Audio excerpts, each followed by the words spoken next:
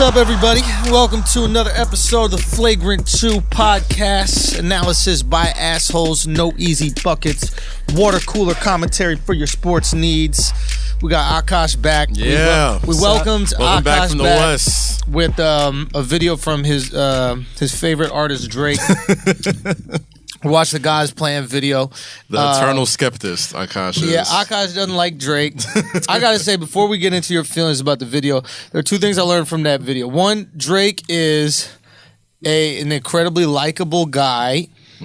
And two, Floridians got horrible teeth. You know, Floridians don't donated need some fluoride. fucking teeth. There's a lot of things that Floridians brushes. Fluoride for Floridians. Let's start that program. Breast. Real talk, man. They need some shit out there. Oh my gosh.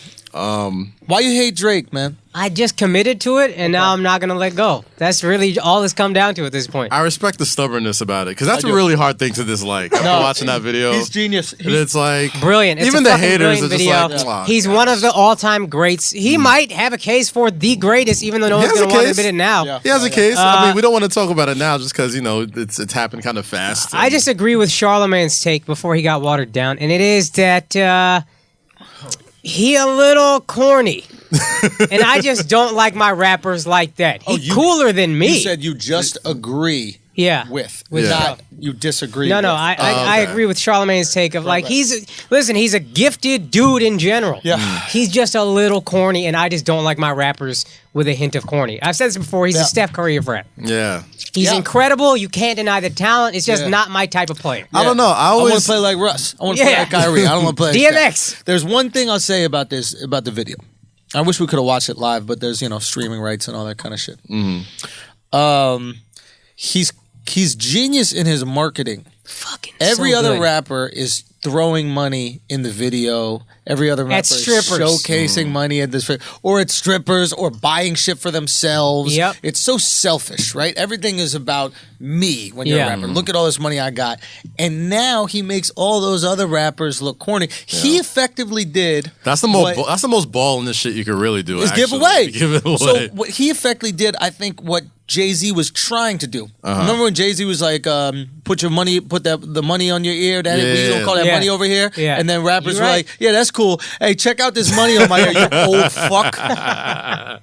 You know what it is, man? But this shit right here makes you want to give away some fucking money. It makes it seem cool. It's like, we're not going to the strip clubs no more. We're going to UNICEF. We're going to Red Cross. Make these hoes struggle for this money, yo. Make them lose some teeth. We are fucking taking our shit to the charity Instead of giving money to the strippers, why don't you throw it at their kids? Exactly. And their That's just what he moms. did. That's what they're stripping for anyway. Yeah. I mean, it's might as brilliant. well. My one thing is I need some research on like the situations these folks are in before receiving the money. I mean, you know can't. how, like- you could. I don't want to say it. I'm saying Will like, Smith, that movie where he was giving up a little piece of his body to everybody. Yeah. What's that shit 7 called? pounds or whatever. 7 pounds? I think 7 pounds. 7 pounds. It was some unit of measurement. Basically, he did the research. You know what I mean? He did the due diligence. He got the backstory. He's like, I'm not about to give my kidney to some guy who's a It jerk. did seem a I'm little- gonna give my eyeballs. Remember the scene with the blind dude? Remember he was. Yeah. I'm gonna give my eyeballs to a motherfucker. You about to see pussy for the first time in years. I gotta make sure you really the sweetest guy ever. You know this one. You He gotta just be worthy. Yeah. It does. I mean, He's like looking I'm around not, for I'm not gaps. trying to make it seem like it's a it's a bad thing what he did or whatever, but it does kind of make you how he settled on these people to give money So to. the like, first, that's all I'm so the saying. first Yeah, mother like- son is just a kid who seems like he's an athlete. Like he's got the tracksuit on, Right. young kid. He's black. Yeah, he's black. I think that's what you meant to say. Yeah. Seems like an athlete. It's To be honest, a white kid dressed like that, I would think was an athlete, just not as good. If we're Not as being fast real, or- we're keeping it 1,000 over here. But he just gave them like 4 stacks, Yeah. and then a little girl in a wheelchair, and his mom gets like half a stack. Here you go. Yeah. It seemed like the wheelchair kid needed the stack a little bit But you can't more. say that But what without are you gonna- hating Exactly. it tremendously. So I didn't, you just got to be like, you know what, this is a beautiful video. Not a lot of ethnic diversity in the giving. Whole lot. I mean, Indians Not don't a really lot. need, so. I didn't see any poor Latinos. Well, I mean, I they're didn't on see the. any they're- poor Give money to Miami whites. schools. Who do you think that was going to? It looks Oh, like that's they're true. That's they're true. on Miami Beach or down in like Yeah. Definitely no white people there, huh? There's Down in not a lot of Miami? white folks there. It doesn't seem like Who lives in those tall buildings? I guess they're good. They don't need the money. people in town for vacation, or like Johnny Versace's fucking relatives of years past. Nah, we're just hating. I think I am hating. I wish I could just blow $900,000. Yeah, I've always heard people say that about charity. like it feels the best when you give, like giving is addictive and that kind of shit like that. And wouldn't know. I want to not be there inclined yet, to guys. disagree, but Not there yet. I'll give you some tickets to a show. Word. You know what God. I mean? I love giving away Duce Palooza tickets. Hey, That here makes you me go, feel- sweetheart. makes Roll me your feel ass in great. here. Oh man, not. No, I'm just Roll saying. your ass I in there. can't wait where I could have this kind of generosity. Nah, I think it's it's- a beautiful thing. Here's what sucks is you can't have this. You can't have $1 million generosity, but you Yeah. could have You can give your donate time. your time, donate your whatever. I gave $200 to a homeless family once, man. Nice. How was that? You wish you had it back, didn't you? Nah, you know what's funny is like the next day there was some sneakers I really wanted, and I remember thinking, like, I'm like, they still gonna be homeless after this 200, right? They ain't gonna change. It's like one day of less homeless. You know what I mean? And I could have had them sneakers for at least a few months. Like this is like a full family, dog. Like I don't. So And check they it. also got a stack. I 3 pulled kids. up. I Yeah. pulled up on this mother and her. It was a young mother and her daughter. Right. And I said, I didn't know how to say, "Are you homeless?" Because they Yeah. had their bags No, and that's a everything. I knew this conundrum. bitch was homeless, but I didn't know how to say it. Yeah. Are you a fucking homeless person? Yeah. It sounds. What if they're not on the off chance they're They're not? not- You look like a dick. She's just out late at night. She wanted to get some fresh air or whatever Yeah, like that with all her luggage, but whatever. So I go, hey, how you doing? And she goes, good. Can I help you? Is everything okay? Sad, yeah. Now, I understood why. Yeah. Because if I'm the feds, Yeah, if I'm yeah, police yeah. or some shit, she gets locked up, they take away her kids. Yeah. True. So she was noticeably defensive. I kept it moving. And I had like a few $100s in my pocket I was going to give her. I think it was maybe like $125. Had you something decided like this that. beforehand? You're going to give some money away, or you I was just- going to give her everything in my pocket. Okay.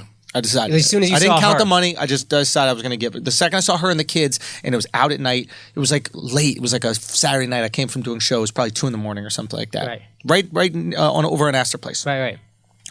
So I go, okay. It was this weird situation. It was like, the only thing I can relate to is like when you see a black guy that really looks like an athlete, but you don't want to say, hey, are you John Wallace? In the Yeah. off chance it's not John Right. Wallace, and then you have this like weird, Yeah. where he goes, you think all black guys look alike? This kind of like weird thing, right? Okay. Stereotyping. I got it. Exactly, right? Yeah. Again, it's uncomfortable, right? You don't want to. It's always uncomfortable. But So I kept it moving. The next day, I saw her daughter. I think she might have 2 daughters, and then her mother was there as well. And it was late at night, and they're in the same spot. And the daughter was, I think, kind of sleeping. I just walked up and I was like, "Hey, I don't mean to make you guys uncomfortable or anything like that. Do you guys not have a place to sleep tonight?" And then they were kind of weird. They kind of looked around a little bit, and they were like, "Yeah, we're just trying to figure some things out." I go, "Okay, here's some money. Handle your business." That's dope. Very grateful. Felt really good. amazing. Yeah, it did feel really good. Not on some, obviously, we're giving a stack to somebody. Yeah. Right. I didn't get no fucking tears. Right. You know what I mean? Like, I might have held that money for a That's little all. bit, like waiting for some emotion. You know what I mean? like, yeah. So Like, there was some thumb Hey. pressure on that shit. One thing I respect about Andrew is he is openly in need of gratitude when he does something nice for you. Like, he don't hold. The rest of us will hold that shit in. Andrew openly will look at you Hey, so, in disbelief, like in a Larry David way. Like, Son, you know when they turn with the coffee shops now, they turn the iPad to you and you put how much? Yeah. I be going like this. I reach over so they can see it on their side before it flips. I need you to know how much you getting. There ain't gonna be no anonymous tip out here.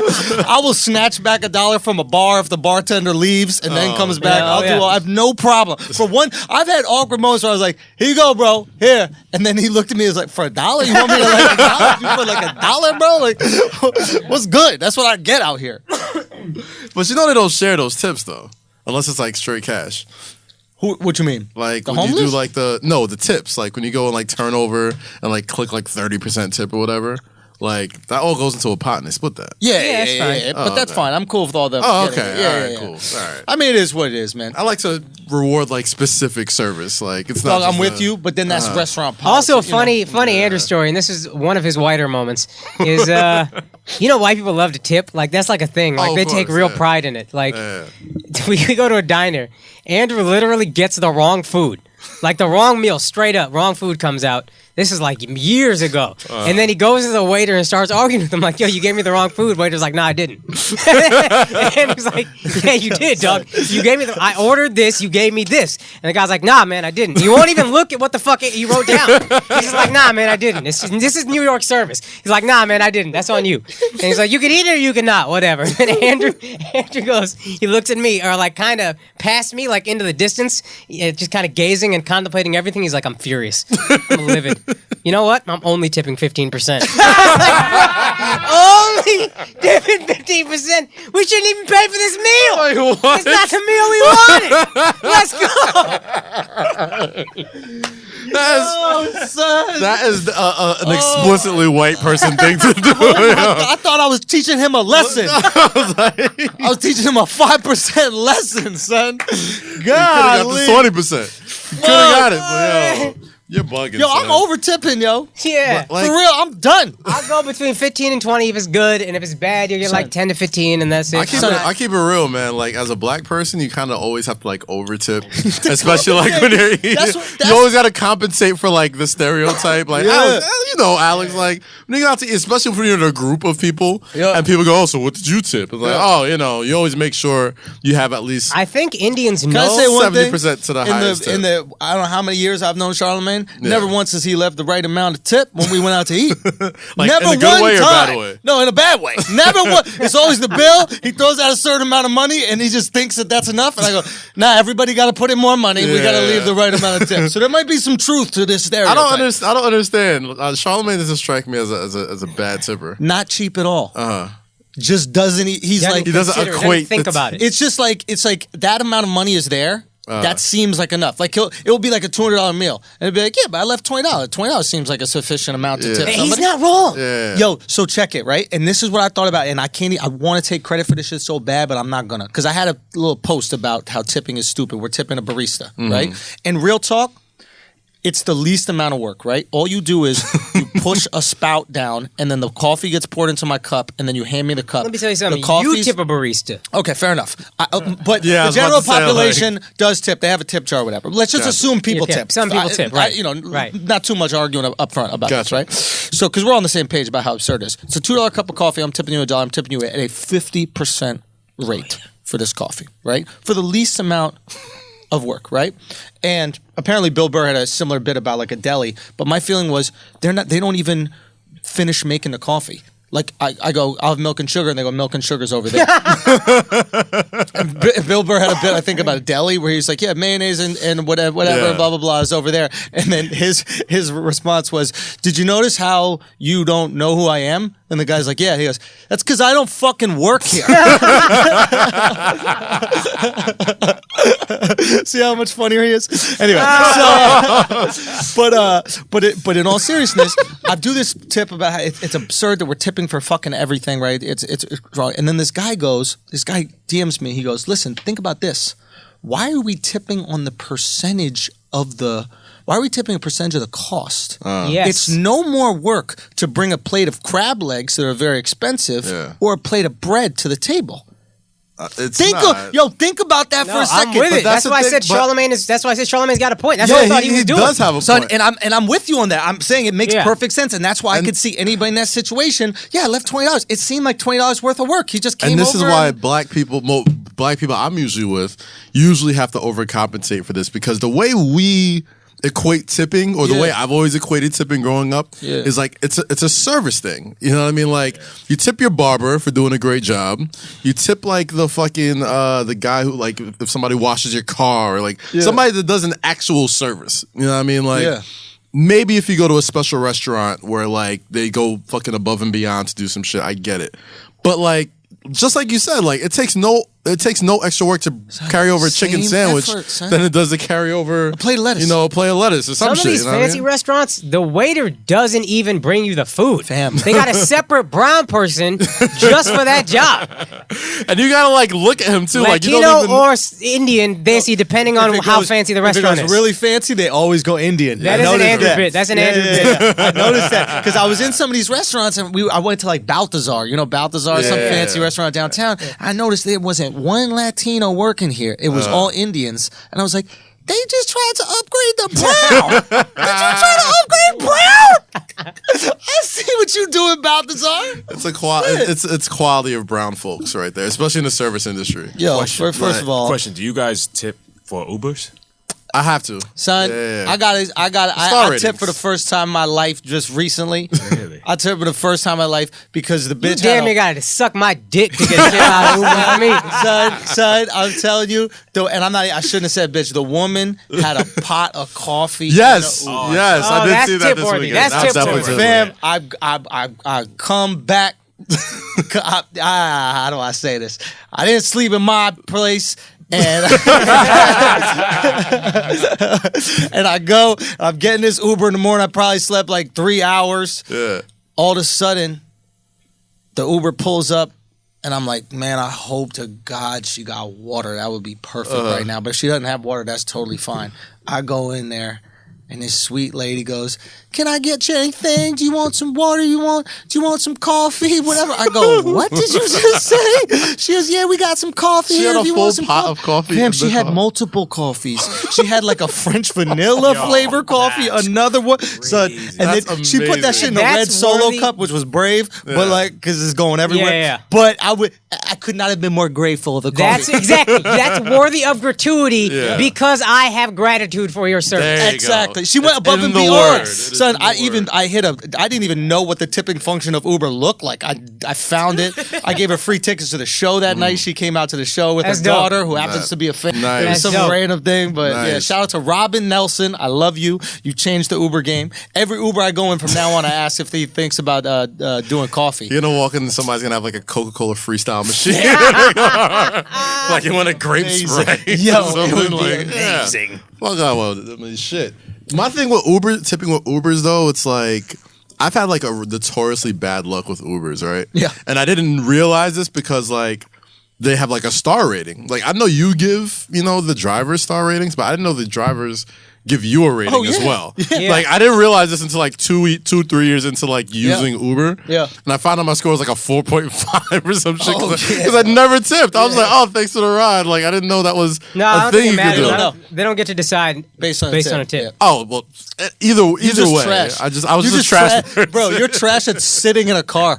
And what's your rating? My shit might not be good either. Yo, my shit. Hold on, let me pull up my Uber rating right now. Yo. Like I wait till they're downstairs and they call me for me to be like, yeah, I'm right here. And I just hop in the elevator. We went to the All-Star game. No, we went to Duce Palooza. We took an Uber. Andrew had this bitch waiting for like 20 minutes. Jeez. Bro, I did? Yeah. Wait, outside the thing. But that's understandable. Right, it's Duce Palooza, bro. That is true. Come on. And like the more I think about it, I'm like, like most times I take Ubers that aren't in the best circumstances. I'm either like about to get drunk or I'm already drunk. Yeah. And it's really not. I'm a 4.6 and I don't drink. So yo, your talking game is trash. You know what fucked me up? I not even lying was Philly. My girl lived in Philly, and I would take these Ubers, and these motherfuckers would be dickheads, and I would just give it right back to them. Because I'd just be like, I'm paying for this. What the fuck are you being an asshole treat me like this? Yeah. But they got a little bit of leverage, right? It is a kind of nice system in that it keeps us both fake nice. Very true. How do I find my Uber shit? You go to the app and you press the profile. Oh, damn. I'm a 4.56. I'm 3.7. For real? Be real. Let me see. There's no way. There's no way it's that low. I knew it. I'm a 4.63. Oh, ooh, you got me by 0.02. What you got? 4.61. What you got? 4.5. Y'all ain't shit. 4.86. Oh, well, yeah, but you fucking law enforcement, Pete. You know what I mean? You probably pull out the pistol. Young as fuck. Pull out the pistol like, yo, you better give me a 5. What? Don't Alex look young as fuck? I was telling him earlier, man. Ain't nothing like new pussy. He didn't look like I asked him if he got Alex a facial. is extra exfoliated today, bro. Like, using that rose water. Alex out here killing the game, bro. I respect it, bro. Shout out to Alex, man. I saw his Instagram story. My man is doing the pull-ups where he just pulls himself all the way up, and then he does a fucking crunch, and then started waving his feet back and forth like a fan. Yo, he's out here. Heartbreak diet, man. Ain't nothing like it. Nothing Nothing like it. Alex he's wearing stonewashed jeans. Get it, Zach. Man out here dressed like Uzi Vert. Shout out to Uzi. Look at you knowing all your Philly rappers. You really are about that Philly life. Philly? Yeah, I actually didn't know. Yeah, it's from Philly. Yeah. He doesn't strike you as a Philly guy, doesn't he? No. Me neither. Doesn't seem angry enough. He's so jovial. Everything's good. Guys, we want to talk Oscars. I know we did a lot more on tipping talk than we wanted. I think that's a good idea to start. Yeah, let's talk about it. I don't know if I said this in the group chat, but I want to say this to all of you. It broke my heart to watch Kobe get up there in front of all these Hollywood pussies and be like touched and honored and grateful. Kobe, you're too good for everybody in that room. And I mean that sincerely.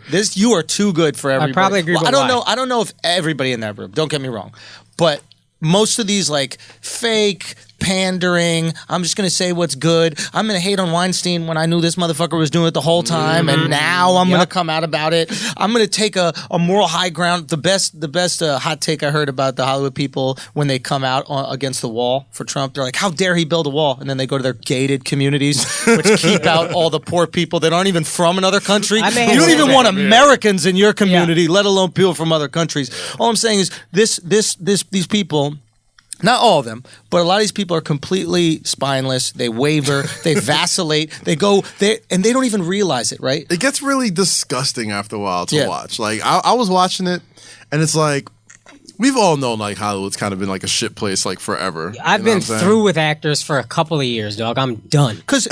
And I want you to finish. I just want to say one thing. The thing is this: what annoys me is if they knew that all they wanted was acceptance. I'm in the acceptance business. I'm an actor. I have films coming out. I'm a stand-up, which is the most acceptance. I'm on stage asking for acceptance, right? So I understand it. But they take this moral high ground like it isn't acceptance that they want. What they really want is to be virtuous. No, it's not. If all of your fans wanted Trump's agenda, you'd be making Trump movies. You wouldn't give a fuck about the environment in a heartbeat. You will do whatever is politically correct and acceptable that will further your career. And the fact that I know that about them makes me see right through this. And the fact that Kobe could care about those type of people's opinions, like that, Kobe, you're a fucking. Like, let's think about it right here. You're like, I'm not even a Kobe fan, but this is greatness. That's what I'm saying. I'm like, this is true greatness. If you rank all the people in attendance, fucking Glenn Close. There's maybe like 4 or 5 people who have had a longer run of sustained greatness than Kobe. It's Denzel, Meryl Streep, and then Kobe. It's like this motherfucker's been popping since '96. And their greatness is subjective. Kobe's is not. Yes. Yeah, Kobe won. Kobe couldn't suck dick to win a championship. Do you know what I mean? A lot of those girls in there suck dick to get their Oscar. You know what I mean? There's some lipstick on a collar to get your Oscar. No, for sure. And I think we all have our little diatribes you want to get out. So, Kaz, what's yours? I mean, it was kind of weird seeing Kobe, like, you know, be like that. You know what I mean? Like, he got his first Oscar in his first shot. You know what I'm saying? Like him and Leonardo DiCaprio have the same amount of fucking Oscars, dog. like, why are you really that hyped for this? Like, son, does he have the same amount as Denzel? No. Denzel's got a couple. He's got a couple. Got 2, right? But Training Day and what else? Training Day, the movie about the Civil War back in the day. Best supporting. Glory. He got. Glory, right? Glory. Did he win that was Best supporting? Supporting? It wasn't. It was Best Supporting. It wasn't Best. Yeah, but still, it's an Oscar. But, Fair enough. Yeah. But, I mean, a trash one. No, I just didn't know if he won. It's like once you watch the award show and you see the type of things that they're televising, like, oh, okay, they got to give it to Kobe. Like, in what other year they're gonna be like, they're gonna televise best animated shorts, scripted? I'm like, all right, this is exactly what I'm talking about with ratings, with Oscars. With the Oscars, it's all so phony. Of course, Get Out was gonna win. Yeah. Of course, Kobe was gonna do it. Like, they're doing the thing that will pander to the people that they're making stuff for. Right? Get Out? I didn't see Get Out. I heard it's a phenomenal movie. I heard people say it's unbelievable. I heard unbelievable. And I still want to see it. I'm not, but it was the right choice. Yes. Yeah. Do you see what I'm saying? Like, it's political. It was the political right years choice. ago, I bet our friend Michael Blaustein, shouts to Blau, who would win Best Actress of the year. Sandra Bullock won, and he was like, no, because this he's like an actor. He was this lady gave an incredible performance. I was like, no one gives a fuck about the performance. Sandra Bullock is gonna win because that's what people are saying should happen, and that's really all it takes. Yeah. Get Out. Enough people say Get Out should win. Get Out will win. The first Marvel movie to win an Oscar is gonna be Black Panther. Yeah. Because you just don't want to deal with the uproar of it not winning. That's true. Because what happened in the Golden Globes? Get Out didn't get anything. People were heated. They were nominated like in the comedy like section or something, right? Like or some weird. Oh, that's shit. right. They were nominated in like the comedy section, and then there was all this talk. It's not a comedy. It's a serious thing. Da da da da da da. It was all this bullshit, and all of a sudden, it was there was funny moments in the movie, but I wouldn't call it a full blown fucking comedy. I think it's because of his background. Yeah, that they thought and that. Lil And there's Rel comedians in it, etc. Yeah. Again, and I can't have like a true good opinion on it because I haven't seen the film just yet. Everybody who I've heard saw it or has spoken to me who saw it said it's fantastic. It's a fun movie. It's well written, all that type of stuff. One thing I'm just saying is it's like I don't know why we have to pretend like this shit isn't fucking boring as fuck. I didn't watch at all. I didn't know who won except Kobe. You guys texted me about Kobe. Yeah. I didn't know who won till this morning. This is just the women's NFL Combine. It's some shit that you're watching that you don't need to watch. You could just read the results. Son, it's wrestling for gays. Is it not? Yeah.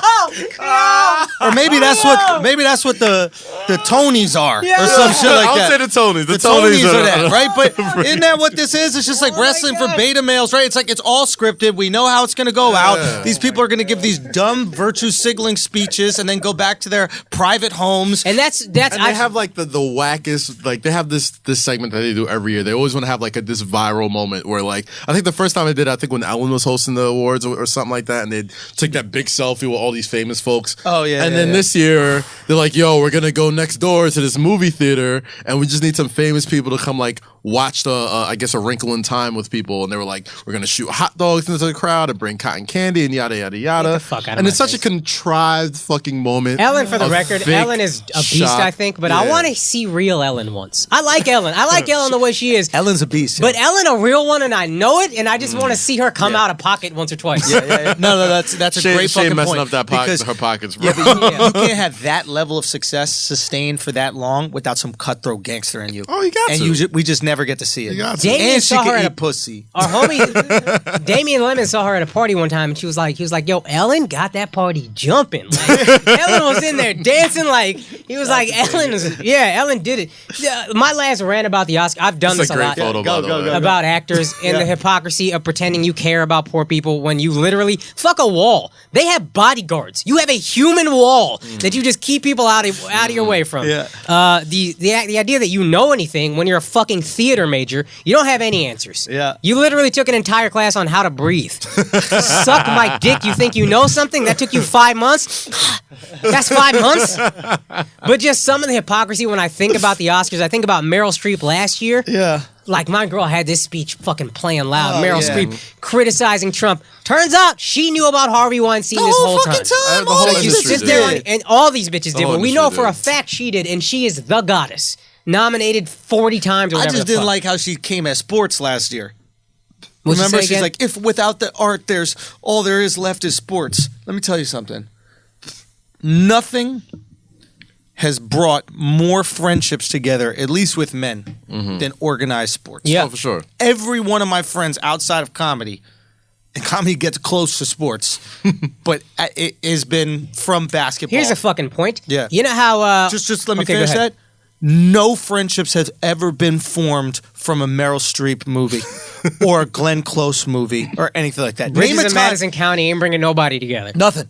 Absolutely nothing. Like, I will be at a game and somebody hit a big shot and I'm hugging a total fucking stranger. Bruh. I'm not gonna watch Bruh. a great Meryl Streep movie and just hug a total stranger. No matter how good the movie is, I didn't slap fives with anybody after that Yeah. shit. To this point, Hollywood claims they want to bring all the races together, right? What's the number one type of movie? The only type of movie that only seems to bring the races together? Sports movies. Yeah. Based on real events. Yeah. Sports Facts. does it, and then the only way you can do it is by imitating. It's emotional, True. man. It's poetic sports. That's why we love it. That's why it brings so many people together. Also- I love this picture, by the way, because it looks like Dave Chappelle still pressing Jordan Peele. Oh, it does. about It does. It's like you stole my show, motherfucker. Yo, this is funny. Now That- Dave want to be friends with Jordan No, all of a I sudden. don't think he's trying to be friends, dog. Like he's looked like I don't I think hope he they've met keeps that before. same energy because he be popping off like he invented That's sketch. That's what I'm saying. You like, ain't invent yo, sketch, Dave. He was like, You know yo. what I mean? Dave swears that he's the first person to ever have a sketch. He's like, I love Comedy Central. And I see all these people trying to do my show. Well, and he here's what's weird. specifically said Key and Peele. Like, But what is jacked so the show. unique about his show? He had a sketch show. It was a sketch comedy Also show. weirder, he said the same thing about Amy Schumer, and I love Chappelle, but then he had Amy Schumer open for him at the Garden, or at Radio City. Now maybe that's the flex. I was about to say that's kind of a flex. It's like, well, he's still open for me. Yeah, but that's Jay-Z signing Nas.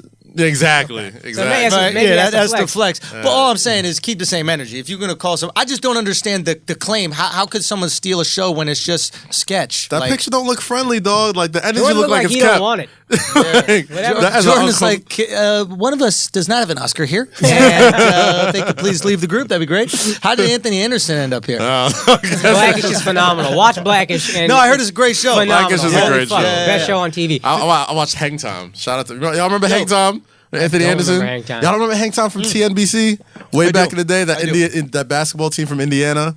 And he played dude. He didn't have a father in that shit? Yeah, like there was a girl on the team and I shit. thought it was the high school show. There was high school. It came on after Saved by the Bell. I saw an episode. Yeah, that's why I first saw Anthony Anderson. Two other points about how ridiculously hypocritical the Oscars is. Yeah. This entire thing, Time's Up, Me Too. You know who nobody said a fucking word about? Who's still revered as a god? Woody Allen is still revered as a god because it's just allegations. I've seen articles, these are just allegations. You know what's a fact? He married his adopted daughter. Allegedly. No. That's real. The adopted daughter. Nate McIntosh has the best line, you can't adopt something and then fuck it. Yeah. You just can't. But you can. But he did. But you really can, though. Now, the thing about Woody is that and I'm not out here defending Woody. I think it's absolutely weird, but the perception of what happened was a little bit different than the reality, right? It wasn't his daughter. It was his wife's daughter. He never lived in the same house as her, right?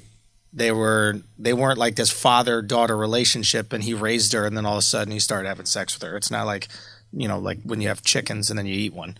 His wife's adopted daughter, but they didn't ever live in the same house? Yeah, he lived in a different house. That's his wife? Yeah. Still kind of gross. Weird, man. I'm not saying it's not gross as fuck. I'm not saying it's not weird. But the one thing that gives me like pause about calling him out that is they're still together. Like if you were a pedophile, you're not gonna let her grow. You know what I'm saying? This guy the worst pedophile ever, once fam. you hit 17, you're like, you look a little rough around that. That's what I'm saying. And then he locked it down. He's still with her. Like on some level, maybe that's his soulmate. Maybe that's the only one that stayed with him. All right, this is getting weird. Yo, maybe it's his soulmate, son. Think about that shit. Bruh. I can't ride this ride with All you right, guys. I'm getting off the roller coaster, bro. Let's get into some shit. What did we talk Talk about some sports, goddammit. Anybody, I talked about the Combine earlier. Anybody care about the Combine? I cared. Oh, I love I cared about the Combine. I cared about the Love it. I I cared love about reading the about underwear it. Olympics and the it is. I was trying to think of what I just called it the Olympics in my notes. No, it's the underwear Olympics. But Yeah, it's that's the the term underwear for it. Olympics, man. That's what they call it. It's known that it's a A known lot of term. people call it Right? that. Oh God, it's just so great. Like You it's watch amazing. it though? You watch it or you read about it? No, I watch it like SNL. If something good happens, it pops up on my feed. There you I'll be go. honest. There's certain parts of it as a black dude. It makes That's me what I was wondering. just a smidge uncomfortable. Why? Explain that. Yeah.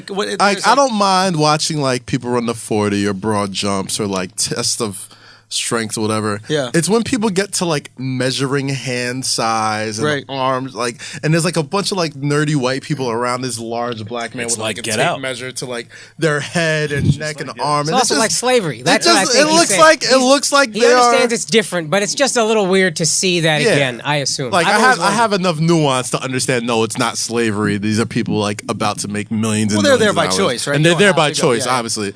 Just the optics are just a little. I agree with you. The optics yeah. seem weird, but I'm hesitant to use the slavery analogy because I'm sure these people measuring have this down to a literal science, right? Yeah. For example, a bigger hand for a quarterback allows you to pump fake a football better. A smaller No, hand, fumble less. That's what they think. Yeah. right? But there's also the idea of like pump fake. If smaller, like wet hand, for example, you play in Buffalo, Yeah. it's going to be shitty weather. I can't have small hand quarterback in Buffalo. I your could have a point. small hand That's why they were quarterback so in a big. dome. That's why they thought Johnny Manziel was going to be fine in the next level Because he had big fucking freakishly hands. large hands. Exactly, you know right? what I mean? So I guess what I'm saying is when you see them measuring, and while the optics are real tricky, the way I go back to it is like, these guys are about to invest millions of dollars Yeah. in somebody, Yeah. right? It is no different than when you have the FBI makes you take a reasoning test, right? Or I'm sure these tech companies have a sit down with you and they say, well, my buddy got picked up for, he was working for not Deutsche Bank, but like some French one. Okay. And they gave him a series of questions that didn't have a real answer, but they tested how you got to the answer. Yeah, Google so they does were, it. so yeah, they were measuring his hands, but they were measuring his brain processing power. They were like, how wide is the world?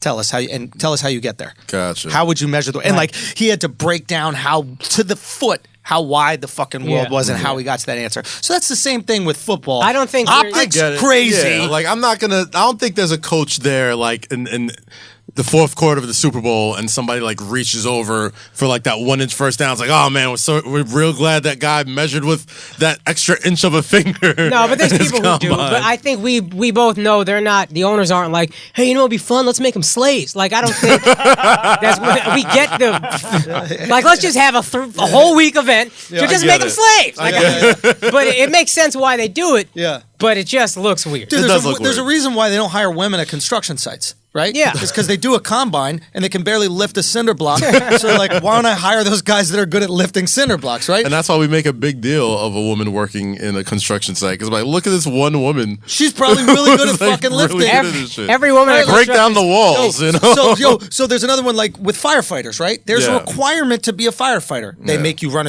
they might run a certain distance at a certain speed. You have to lift them a certain amount you of got to weight. do that Ric Flair drill. You got to do the Ric Flair. Yo, son, they got a combine for firefighters as they should because you might have to get someone out the fucking fire, right? So I think it's just the same thing. Only you pay these motherfuckers a lot more. Yeah. So you invest a lot more. I get need to know how big your hands are, dog. We get it. No, we get it. The two big stories out of the combine were going into it was the whole Lamar Jackson working out as a wide receiver, which I thought was bullshit, which I did call on this podcast months ago. You called it, bro. Months ago. I'm like, watch, they're going to say he's not ready to play NFL quarterback. They're going to try and put him in a different position just because he's fast and he's quick and he's slight of build. But nobody says shit about Baker Mayfield, even though they're the exact same size. I think there's also a little country bias with that. Baker Mayfield ain't as athletic as I mean, like they have the same build, is what I'm saying. But don't put them in the same category of athleticism. Baker Mayfield used to be a fat kid. Lamar Jackson's always been an athletic Lamar Jackson's a fucking all-world athlete. Yeah, can we talk about Hook? Hook. We're talking about. That's right. Yo, what's his name? Shaquem Griffin. I don't know what it is, but dude, this kid is just great. He's everything. Just made me smile. There's it's hard to find certain things about the NFL to like smile about. That was such a feel good fucking story, dude. Bro, you know what impressed me more than the 40 is the bench. Yes, 25 times. 25 times. 20 times. 20 times essentially with one arm. I wonder how much effort. So for everybody who doesn't know, who's not watching NFL football, there's a kid who played at UCF and he played linebacker at UCF named Shaquem Griffin. And he has a brother who plays for the Seahawks. Okay, all right, okay, good. So he's got into fam, and I don't know if it's he had an injury or he has a nub, but he basically has a nub. So he's missing his hand. He has everything up to the hand. It's like chopped off, right? It's on some like Darth Vader shit, right? Or like for real. Yeah. So what they did is they put this device on his wrist that allowed him to lock onto the bench press bar, and he threw up 225 pounds 20 times, and then he did a 40-yard dash, and he measured the fastest 40-yard dash since they started 4.3 for the linebackers. 4.38 fastest speed time since 2003, since they started measuring 40s for linebackers. Yes. So like fast as fuck, and killed every drill. He went from maybe a second day pick to like maybe a second rounder. Hold on, you think that he'll get picked? Yes, yeah, absolutely, 100%. Absolutely. Really? He went from third day pick, which is like because now it's 1 and then 2, 3, I think, right? To now like people are saying lock top 100 pick. Yeah. So now he's a second day pick, top 100, not lock, but like that's where everybody's got. So him. here's my question: do we allow him to wear some sort of prosthetic that makes him able to catch a football? No. You can't add anything because I know there's certain players who have a broken hand or broken fingers, and what they do JPP, is JPP has a certain, but I'm talking about the guys who just they put a cast over the entire hand. They just turn it into like Club like type a thing. club. Yeah. Gotcha. You've seen that before, that's right? what JPP had. So they just clubbed it up. Well, for a minute when he first came back, he was just like it was like he was walking around with a big fucking frying pan on his hand. So the question is, how much more can you add, right? Because if we let him add something, then players Yeah, the unfair advantage. Yeah. Players could essentially go, hey, well, I want to add 4 inches to the tips of my fingers on my gloves so I can bat down passes. I don't think you can, because I think it's going to have to. It would, if they did. I don't think you should, but if they did, it would have to be identical size to his other hand, probably. Yeah. That is brilliant. Yeah. I mean, you can't be like, let me get a 4-foot prosthetic. Good call. So we will allow you to add something. Yeah. It will be the same size as your other hand. It can't be anything bigger. But I don't think he's gonna. He doesn't strike me as the type of guy who wants But like that. when he was running receiver drills, he wasn't wearing anything on his hand. He was catching it like with his hand in his forearm. So it was just like he was just going in and playing defense, doing, I don't know, the fucking shuttle drill, whatever, where you do like the Z thing, and then they throw you the ball, and he was just catching it with his arm and shoulders, like no hand, which was fucking amazing to watch. That's how I was like, nah, this. I'm like. And I remember reading about him at, what's it called? Senior Day. They said he was looking good at Senior Day. Yeah. Dude, this guy, when he runs the 40, I mean, somebody that size, like when you see these little guys run the 40, yeah, it's impressive because of speed. Yeah. But you're like, if he ran into me that fast, I could handle it.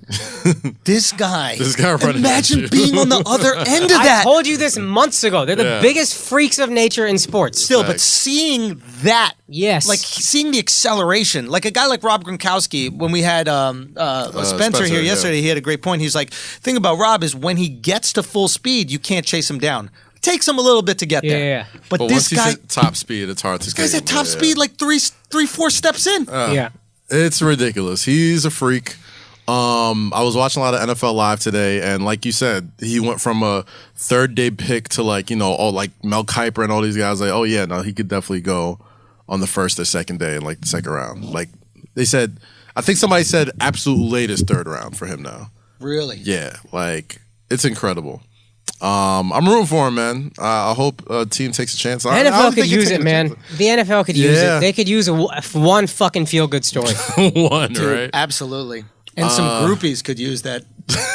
Yeah. And he can't, I mean, really, he can't even that realistically hit a spouse. Are you kidding? I mean, he can, but like they're it's the best, but there's no fingerprint proof. Not gonna be choking her. Doing No. the thing for you. No. But I'm talking about like that thing right there, dude. You know, it's not fisting, it's wristing, but you could, dude. Shaq, you are going to make some groupies very happy, okay? Ain't going to be, no, I can't get it up tonight, boo. Oh, God. That shit is good to Just go. oil up that nub and just Real go to talk, man. Oh, go my to work. God. Saquon Barkley, Penn State beast. This guy is I watched YouTube videos of him lifting. Have you seen him? I've watched him for a while. I've watched him for a while, and we was talking about last week when Spencer was here. We was talking about how some high school players just aren't ready for the NFL. Like you can't go from high school to the pros like that. And he's like the only person I've seen. He said he's only seen do it is like Adrian Peterson and Leonard Fournette. Yeah. And I was like, yo, this kid Saquon Barkley, man, he is fucking. He's Marshawn Lynch with breakaway from the cop speed, which is like ridiculous. And not only that, the combine he kills. He's far and away the best prospect in the draft. The Giants have the number 2 pick. The Browns have the number 1 pick. The Browns need everything. If you're the Browns, do you essentially you're giving the Giants exactly what they need. You know what I mean? You give a back like that gives Eli Manning another 3-4 years of his career. Facts. A back like that gets Odell Beckham a lot of one-on-ones going deep. Whoa. Like, guys, the Giants don't have a line. They don't have a line. No running back on earth Barry Sanders is the only one I've seen in my life good enough to run without a line. But now you can spend money on that line because the person you are drafting is so cheap. It's so cheap. It's a good point. First round picks aren't super cheap. But I see what cheaper. you're saying. But they Cheap also enough for- Eli eats up cap space. They signed a bunch of free agents. Olivier Vernon got a huge contract. True. And they still got to sign Odell. Janoris Jenkins got a huge contract. Odell. Now, I'm not saying this is the wrong pick. Whoever gets him gets a talented player. And here's a debate I heard a while ago. If you think Barkley's by far the number one player and you're the Browns, don't you just take him number one and then get a quarterback at 4? Yeah. Because the Giants might take a QB. They got two top 5 picks. So if he is that guy, and I didn't see any of the combine stuff, but I was reading just about him in general. I read most people really high, 1 or 2 that are like, I don't know. He's going to be good, but I don't know. Anyway, if that's your guy, though, don't you just take him 1? And then there's 3 quarterbacks that people are kind of grouping together. Rosen, Barkley, and Allen. Josh Allen. Yeah. So you'll get one of them at 4. Here, if I'm the Browns, I'm going to learn from my mistakes and stop drafting quarterbacks. Yeah. And I mean that sincerely. Yeah. And this will get us into an interesting conversation, which is the demise of the quarterback. I don't know about. All right, go ahead. We'll get there. I'm saying, and I'm not talking about my opinion. I'm talking about in the opinions of GMs around the league. Okay. So, demise of quarterback in terms of its importance. If I'm the Browns, clearly my offensive line has not been good enough to protect any marquee quarterback that I've drafted in the last 5 years. Or But have you really drafted any marquee quarterbacks? They've had a lot of hype quarterbacks. Yeah, Manziel. I mean, what's it called? RG3. They got like the bag of bones that was RG3, not like electric first round RG3. Fair. But I guess my point is, if I'm them, I'm trading those two top 5 picks. I'm trading 1 and 4, and I'm getting as many potential linemen as I can, offense and defense. Yeah. Because it fucking starts there. Let's build it from the ground up. Yeah. Let's get guys that I know, maybe not this season, but in the next few seasons, have the potential to, 1, lock some shit down on D and make it easier for my DBs, and protect whoever is in the pocket. If someone is willing to trade up, sure. That's what they did the last 2 years, I think. Last year for sure. Yeah. Hey, you guys want our high picks? Cool, we'll take them. We'll trade down. We want your high picks next year and this year. And so, and a number 1 pick is worth a shitload. They have like draft charts on how much a pick is worth. Yeah. The number 1 overall pick is worth.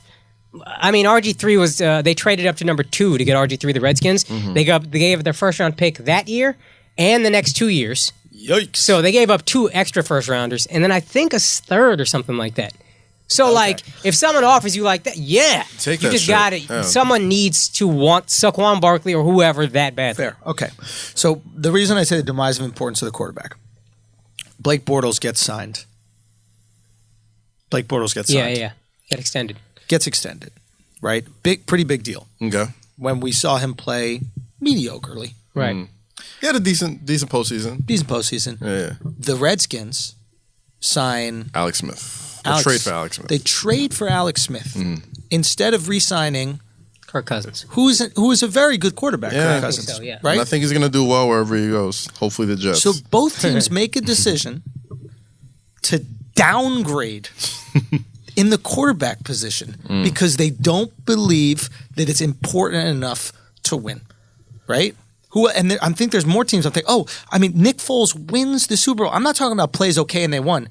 Actually won the Super Bowl. Do they have Carson Wentz? Yes. Do we believe he can come back? Yes. But, part of you as a franchise has to look at the situation and go, wow, this guy's a gamer. Yeah.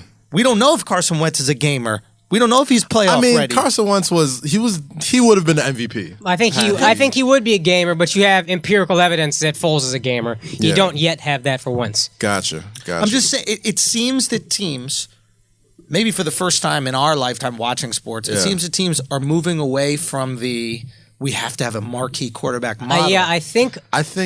Go ahead. I think to your point, what you're saying is half true, because it's almost like the NFL back in the day. It almost feels like if you would have got a marquee quarterback could fill in a lot of voids. Right. Whereas now it kind of feels like you got to fill in those voids first, and then like look at the Houston Texans.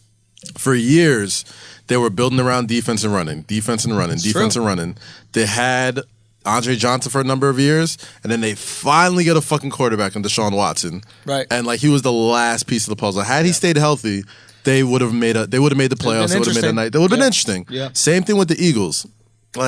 they had decent quarterbacks. You know what I mean? Carson Wentz has been their first guy that was like that picked high, highly touted when in a small school and like in the big scouting. Yeah, he was a big scout find. You know what I'm saying? Like you plug him in here, he's gonna be great. Same thing with Jimmy Garoppolo. You know what I mean? Like the Niners were trash for a while, but I mean, you plugged him in there, and that's the one thing all these scouts used to say about Jimmy Garoppolo when he was watching, like when he was backing up Tom Brady and when he was injured or for Deflategate, whatever.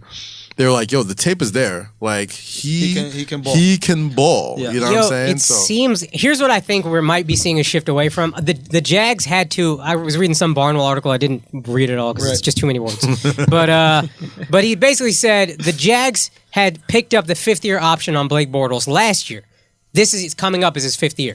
So this is the year they had already extended, and they guaranteed it for injury. You can guarantee a contract for performance or for injury. Guaranteeing it for injury means even if he's hurt, you still got to pay him. And he's got this wrist problem that's like he needed surgery last year, and now they're not sure about it, but they got to pay him regardless. So they extended him to lesser the cap impact this year. It's my understanding. And they're spreading it out. Basically 2 years guaranteed, third year not so much. I think it's something like that. So now I have some. If I'm Coughlin, I thought Coughlin was going senile. So now I have the opportunity. If I'm Coughlin, I have a little bit more room under the cap. I can get a couple more pieces. I have this quarterback who can manage a game. I got to pay him anyway. Now maybe I can get somebody else or I can draft. No, we love Coughlin, but that was a mistake. I think last year you saw the writing on the walls bringing it back to the Redskins. They never believed in Cousins for whatever reason. They were sold on RG3. Dan Gilbert, what's his name? Dan Snyder, sold on RG3, never really believed in Kirk Cousins, and neither did whoever else was in the front office. So when they franchised him last year, we all kind of knew he's gone. Somebody's going to trade for him, we thought the Niners, or a free agency. They're not going to give him another franchise tag because it'd be like $40 million. And nobody's going to sign him long-term. They don't want to sign him long-term, so he's gone. I don't know. They just don't believe in him. He doesn't seem as good as Tony Romo, but when I was a Cowboy fan watching Tony Romo, I bagged on him. And then the one year he finally had a good line and a good run game, I was like, oh, this is what football guys have been saying this whole time. Romo, yeah. Kirk Cousins isn't that good, but I kind of feel that way about Cousins. If you put a great team around him, you're good. The Jags would have been a fucking problem with Kirk Cousins. Facts. The Vikings, now here's the issue. This is what we're talking about, teams maybe moving away from. I think teams are more hesitant to allocate that much percentage of your salary cap to a QB. Right. Kirk Cousins is going to eat up a huge percentage of your salary cap. So then you can't pay all these other players, and then the team suffers, and then what do you do? Okay, that's a conundrum. Maybe we're going to watch in our lifetimes the quarterback position not be the most the highest paid position on the team. Yeah, or just not by that much. Like you're going to be right, like a slight notch above D end and left tackle and whoever. I mean, it's starting, or corner, man. right? It started, bro. Like fucking corners. Before Odell got hurt, he was like, I want to be the highest paid player in the NFL, regardless of position. Yeah. And had he not gotten hurt, he might have been. Wow. Even for a season or two, he might have been. Yeah. But I mean, like you see how these people are getting paid now. Like every year, somebody different. Like right now, it's Jimmy Garoppolo. Next year, when Aaron Rodgers' deal is up, he's going to be the highest paid guy. Then it's going to be fucking Breeze. Then it's going to be somebody. You think Aaron Rodgers to leave? I think he should leave Green Bay. Yeah. Why should he leave Green Bay? He's a god there. He'll never leave. I don't think that they'll ever put the team that he needs around him. I mean, he's the team. I know, but he's been dealing with scraps, man. Like, go somewhere where you have a real chance. He's had some talent. He's had some talent. I mean, like he's had some offensive talent. I mean, Jordy Nelson. Jordy Nelson's pretty good. What's his face? The fucking Cobb? Randall Cobb. There you go. The scat back dude. Yeah, all right. They had Greg Jennings for a bit. He was nice. He's had some. They need a running back. I mean, they were taking the receiver and they were making him a running back. I forget Ty Montgomery or something like that. Yeah. They need a running game for sure. Like you have arguably the best quarterback in the game. Arguably, I mean Tom, but you have up there one of the best to ever play the game. Yeah, and they need a Saints-like draft playing running back. They need a draft like the Saints had. The offensive rookie of the year and the defensive rookie of the year, studs. Jeez, the Saints had a. How lucky did you get? That's right. That's and now, and again, these players on rookie contracts are super cheap, and you got them for 3-4 years, locked up 4 years. Right now, you can give a ton of money to your quarterback and not have to worry about it. because these guys don't get paid for 4 years. Yeah. Everybody that's a soccer fan is listening right now. They don't understand the idea of a salary cap. Yes. Just give them $100 million. Yeah, just pay them $600 million. Like, dude, when you look at these deals for soccer, it's just so good. That shit seems way more like slavery. I was like, Ronaldo was purchased by Paris Saint-Germain for $500 million. Did he say he wanted to go? It doesn't matter if he wanted to go. He has to. Even more so, it's just I was just asking my best friend's a big soccer fan. Shouts to Pete. He was saying like the teams exchange all this money, but soccer players like the top end are making like $10 million a year for like the top end talent. That's not true. That's not true. They're the highest paid players in the world. Really? Yeah. That's without ads. But again, you are right because the team has the rights to a player. So so let's say the player is a $300 million contract, and I believe this is true. Someone correct us, assholes. Correct us if we fucking up. But I feel like Messi makes around that, right? Oh, they're making stupid money, right? Yeah. But let's say Messi's contract is for $300 million, and then a team in Paris is like, "Yo, we want him. We'll pay you $400 million." And you'll give us. Now, he's going to still make that $300 million contract on this new team, only you have to pay $100 million just as a fee to the original club he was with. Maybe Messi gets part of that. But the funny thing to me is this, is like, they don't have any say. Like, imagine... That's weird. Imagine right now, LeBron... The Cavs just traded LeBron to some team in Turkey, right? And like LeBron would be like, "I'm not going to fucking Turkey," and they'd be like, "Yeah, sorry, they gave us $400 million. You got to go play basketball in Turkey now." You go to another country. That's insane. There's a small part of me that kind of wish the NBA was like that, because who would be able to afford LeBron? The Knicks. That's the true. Knicks they'll be like, you know what? We're just gonna pay $500 million to LeBron James every year. They'd be like, all right, fuck it. I mean, what are we gonna do? All right, we'll take him. But it is wild, right? The idea that, like, in Europe, you go to a different country. I wonder if you have any say. Hey, assholes that are listening right now, please let us know if you have any say in soccer in terms of what team you go. If you can refute the trade, if you can say you don't want to just plain live there. Yeah. I don't think you can. That's my understanding too. Is that you can say like, I don't want to be here, but that's about it. Right. Which I think is kind of similar to football or whatever. Like you can't. Okay. Let's talk. Let's get out of football. Let's talk Deontay Wilder. Oh my God! Did you guys see the fight? Some great fights this weekend. It's a good I did fight. not see the fights. It's a good fight, man. So Deontay Wilder is the heavyweight champion of the world. He just beat Luis Ortiz, who's this Cuban guy who's been, doping and cheating for years. And finally, they ended up fighting, and Wilder, I mean, really demolished him. And in the 10th round, knocked him out. Yeah. And I have to be honest with you, and I've met Deontay Wilder. He's a really nice guy. He is not the most skilled heavyweight. And I'll tell you what is happening right now, what we're witnessing is the heavyweight, like if Lennox Lewis was going up against Deontay Wilder in this current form, he's knocking him out within 5 rounds. And because Lewis was a elite athlete and also a technician. Yeah. And I think what Deontay is an elite athlete, and I think what the heavyweight division is missing is a technician. Are elite athletes. So he's able to get away with being the most elite athlete in his division around a bunch of other guys who decide not to be football players, basketball players, or whatever. Yeah, I mean, like, he looks the part, dude. Like, it's looks like the one thing that's the one thing that's been missing from boxing is like an exciting heavyweight knockout artist. Heavyweight American fighter. American fighter. You know what I mean? Very important you say that. Extremely important. Yeah. And like, every time he comes to the Barclays Center, it's sold out. The whole city's out there. Like for 2 years, I thought he was from Brooklyn. Yeah. Like, I was fucking he's a country shocked. kid. He's from he's from like Alabama or something. Yeah, like I'm like, he's from Brooklyn. Something? I don't know, but he looks the part. He knocks motherfuckers out. Like, they aren't boring fights when he fights. He's swinging, and he swings for the fences, dude. Like, technique is trash. There was a couple of rounds where like I thought that he was, gonna either lose the decision or he was out on his feet or whatever, but like he showed a lot of heart, and then that 10th round, he just came out fucking wailing. Did you have him losing the fight going into the 10th? Yeah, I did. Really? Like, there was like 3 rounds in there where Ortiz just looked like he was just tagging him, and he was just out on his feet. So Ortiz is a Cuban fighter, right? And Cubans arguably are the best technicians in the game. Yeah. Right? I mean, like, boxing is one of the few sports that they have over there. It's probably like boxing, soccer, baseball. But that's it. But it's like just part of the culture, right? Yeah. And they make these amazing fighters. Guillermo Rigondeaux, who just recently lost to the Vasily Lomachenko, but just an amazing technician. And but just the reality of the matter is, even an amazing technician at heavyweight, and this is what's so amazing about heavyweights, when you have these guys that are 130 pounds, the punches don't hurt enough. Like, yeah, they're knockouts. Yeah, they're just points. But they don't hurt. Exactly. They don't hurt enough to really change the fight, right? Some guys have that kind of power, but in reality is like you can take those kind of punches. At heavyweight, everything changes. Yep.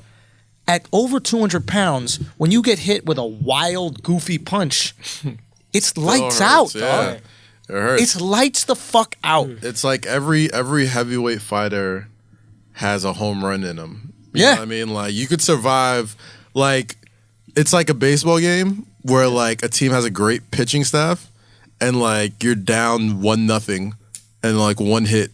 Yep. And literally all you need is one person just smack a home run and it's a game again. You know what I'm saying? And that's what Wilder did, essentially. Like, he was in my scorecard and a lot of other people's scorecards, like, he was down going into that 10th round. Right. And it was like somebody told him, like, hey, you're losing. Step up. You might as well just unload the clip. And he did. Yeah. And he knocked the shit out of him. It was a great fight. It was fun to watch. I think he's got elite athleticism and elite cardio. Like, what people don't realize is when you swing, like he swung in that 10th round, and go watch the clip. And I used to box. It is so fucking wildly exhausting. It also costs way more energy to miss a punch than to hit. Yeah. That's what people don't realize. Like, when you connect, something's stopping your hand. When you don't, you got to bring that hand all the way fucking back. It takes way more energy. To swing like that consistently for the whole rounds, elite athleticism, elite cardio. Yeah. And that's what he's coasting on. Now, the question is, Anthony Joshua. Yeah. I was just about to ask about. I saw him fight Klitschko. Yeah. And that boy was nice. Yeah. That's the question is, when you run into someone who also has elite athleticism, elite cardio, and he also has technical skill and technique. Yeah. What happens? And technique should take you over the hump. It should. But this guy Wilder, he's got something. I'm not the biggest boxing head, but from what I've read, you know what I mean, the first thing people are saying is like, yo, he's not ready for Joshua. Like, not after that fight.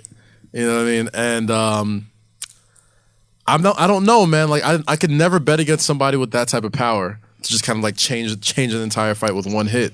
So we love this shit. I don't know, man. Like, I'm ready to see it. Like, I don't know if that's gonna be his next fight, but when they do throw down, man, it'll be an exciting time for boxing again. You know what's interesting to me about boxing, and maybe it makes sense. I don't know, but like, when does a boxer hit his prime? It seems like 30, 33, 34 even. It's a great question. It really, I think prime is decided by the level of fight, right? Like, a boxer's real prime is probably in his like mid to late 20s, but he doesn't see these big money fights until he's in his mid 30s. Well, that's what's interesting. So, how old was Canelo when Floyd fought him? 20. Yeah, he was a kid. 21, yeah, 22, okay, so he was super young. He was dumb young. So, because I remember Sergio Chacon, a friend of ours, comic, funny dude, boxer. Yep. He was saying Floyd is very smart. He takes his fight now because Canelo's not ready. I mean, he took the fight now. Floyd could still probably beat Canelo, but he definitely took it. Floyd beats Canelo whenever he wants. Right. So, but the guys who don't like Floyd have the same argument, which is, he didn't fight it. He fought him when he was past his prime. He fought him before his prime. Well, for the record, this is before the fight, and he didn't sound like he was trying to knock Floyd. He's like, Floyd should win. Like, Floyd's going to win. Right. This is what's really brilliant about Floyd. And that is a smart move. You could still beat him, but like, why not fight him when there's big money there? Floyd's not talking to anybody. Floyd is taking the biggest money fight. And that's what he's always done, and that's what he should do, because this is prize fighting, and you fight for the biggest prize. And at the point in time, Canelo was the biggest money fight for Floyd, and I was at that fight live, and he utterly embarrassed. Oh, it was the Canelo. most impressed I've ever been with Floyd. Like, and I don't know much boxing, but I was watching him, and I was like, whatever the fuck is happening, it's mastery. Masterclass. That's like watching, like, I've never been like a big boxing dude. My biggest interest in boxing came in like the Tyson years, the Roy Jones years, where like, you know, or Zab Judah, those guys. Watching Floyd makes me appreciate the art of boxing so much more because it's like, yo, you're just watching. It's like, yo, how is he doing this? Do you believe he doesn't ever watch tape? He just figures it out when he's in there? No. He's got to watch tape, no? He always says that. Floyd's whole thing is, I don't watch tape. I eat McDonald's every day. I'm at the strip club until 2 a.m. This is probably the greatest athlete of our generation, not only in terms of what he does in the ring, but his preparation outside of it. And everything he does, he takes incredibly seriously. And if you want to know about it, ask the people who he did Dancing with the Stars with. How was that? Like, apparently, he took that dancing shit serious. While he was training for another fight, I think he was fighting Pacquiao or something was happening. He was training for a boxing match, I forget who. But like, my man was in the gym. He's working out. He's practicing on his own time. He's not. Well, he always is at his fighting weight.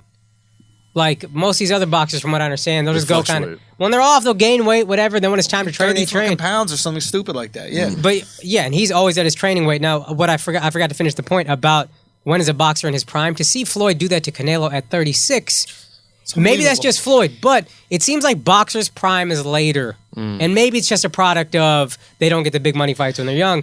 But to hold on at 36 and be that good at 36, maybe Floyd I is different. think it's because boxing.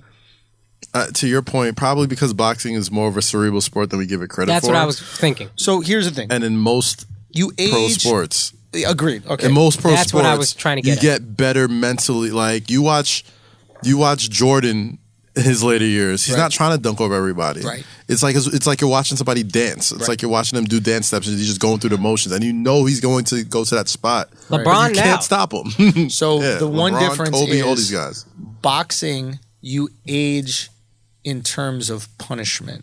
Yeah. Not in terms of years. Whereas, and that happens a little bit in basketball, you know, like guys who play a lot of playoff seasons and everything like that, it took them apart. But in boxing specifically, once you start getting knocked out, your chin kind of goes, and it's hard for you to compete. The thing about Floyd is he has gotten hurt 5 times in his career total. Talking about 50 fights. We can name 5 different times. Only time I've ever seen him hurt, I think, was with Shane Mosley. I mean, there's a few. Zab Judah actually dropped him, but it didn't get called a knockdown. But his glove touched the canvas. DeMarcus Corley caught him with a hook. He was susceptible to those southpaw right hooks. Mosley caught him. I think Castillo caught him in their first fight, and then maybe there was one more.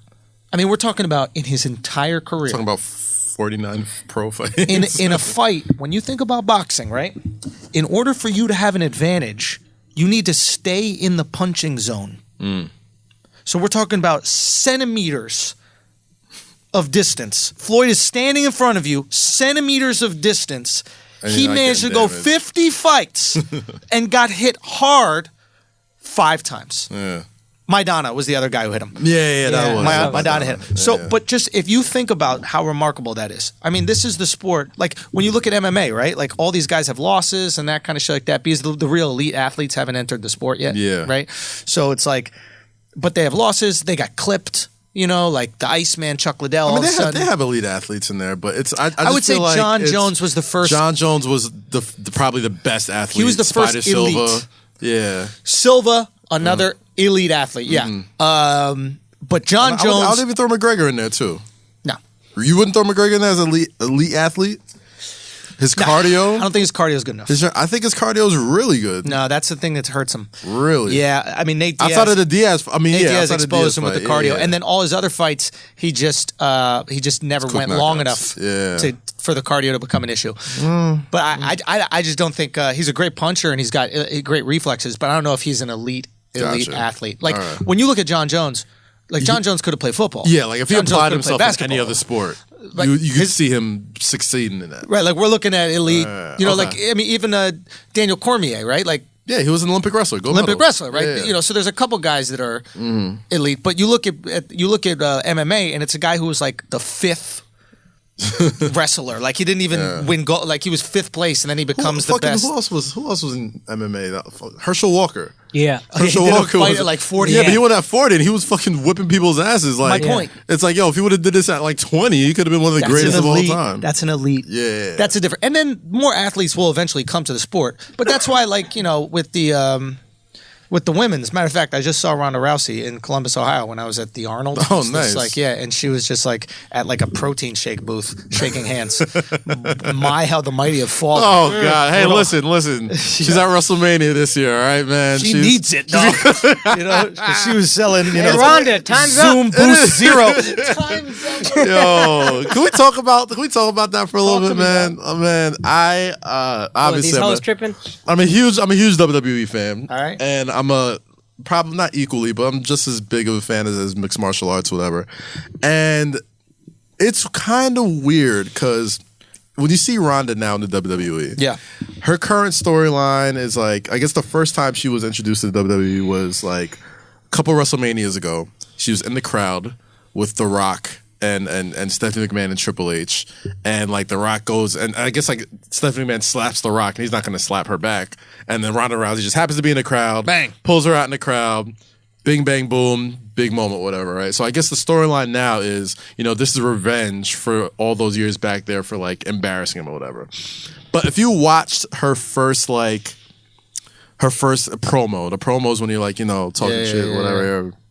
Like, she still looks like a deer in the headlights about not, like, it's almost like she lost her confidence. She lost her confidence. She got Markel Fultz. And and I'm not sure if it's on purpose or not. Because, like, I don't know if it's, because there was a certain part where, like, she got slapped again and she turned it on. She did that straight Ronda Rousey, like, trot to the ring that she used to do in the UFC or whatever. Yeah. And I was like, okay, like maybe she still got that. But like it was weird to see because I'm not sure if we're getting the same Ronda that we wanted when she was Ronda Rousey. You know what I mean? Bro, she getting a shell-shocked version. It's actually sad, man. It's really sad. A little sad. It is a little sad. Yeah, it's like they say, I was reading this book called... it's this new Jordan Peterson book. I forget the name, but he's talking about like lobsters, and what happens is like when a lobster has a fight and actually loses it, like lobsters are very territorial. They're like just like us, but when they lose it, they're never the same again.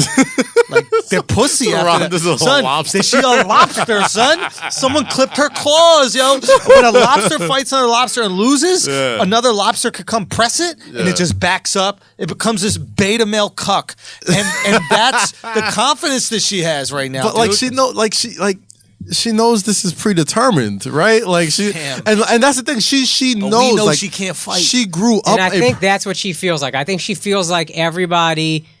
And I don't know anything about fighting. I really do feel bad for her. Yeah, but like I think she's really like, don't. No, I didn't. I don't feel she bad. was talking a lot of shit, but I do feel bad. I didn't want to feel bad for her. Yeah. But now it's like, yo, this girl is broken, dog. This girl is broken. She said she could beat up Floyd. That really is what offended you. That shit bothered me. Yeah, your top lip was quivering like this. These motherfucking MMA guys put some respect on Floyd. Come on now, son. I remember when she was like just breaking bitches' arms with arm bars. All those girls work at Home Depot. It wasn't real girl. Like no girls that they're like 5 girls people who in knew, MMA. You like really knew MMA. When the second fight especially were like, Ronda's gonna get her ass beat. The second fight she lost. Because the girls there are only 5 girls in MMA that's their full-time job. Most of these girls are babysitters. They work in nail salons and shit like that. No, they're not. Sam, I'm telling you. There's like 5 of them. The rest of them have other jobs. The construction workers. The one girl on the construction worker site. I read somewhere. The one girl. I read somewhere. Who's the heavyweight champ? How are they doing this? Stipe Miocic, whatever. Yeah. He works construction on the side, doesn't he? And he's the heavyweight champion of the UFC. My man is Cleveland to his core. So yeah, that is some working class shit. Facts. But he don't need to. That's what I'm saying. I hope he doesn't need to. I really hope he doesn't need to. But not like seeing Ronda like kind of be this, kind of like pretend to be a badass now. So that's the thing. It's weird. It's like I think this was a horrible move by WWE. And I'll say this. And then you tell me what you think. But the point of WWE, the illusion is these guys are so big that they could really fight. Yeah. Right?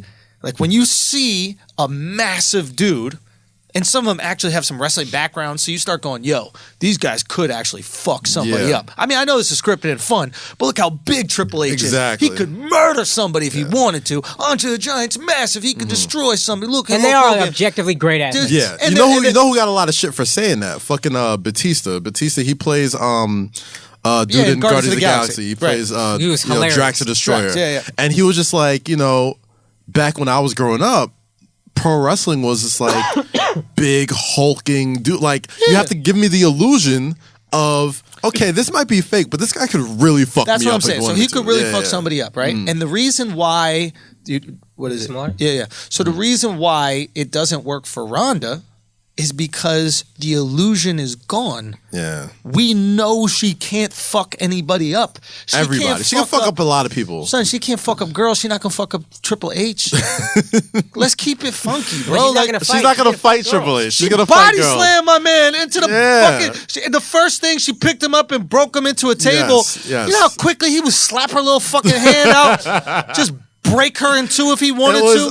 Well, here's the thing with the whole Brock Lesnar. The beautiful thing about Brock Lesnar is my man was a wrestler, went into the MMA shit, and was fucking dudes up. So when he came back, that's another elite athlete that was in the UFC. He's an elite athlete. Now when he came back to WWE, we believe this motherfucker more. Yeah, he went and did the real shit.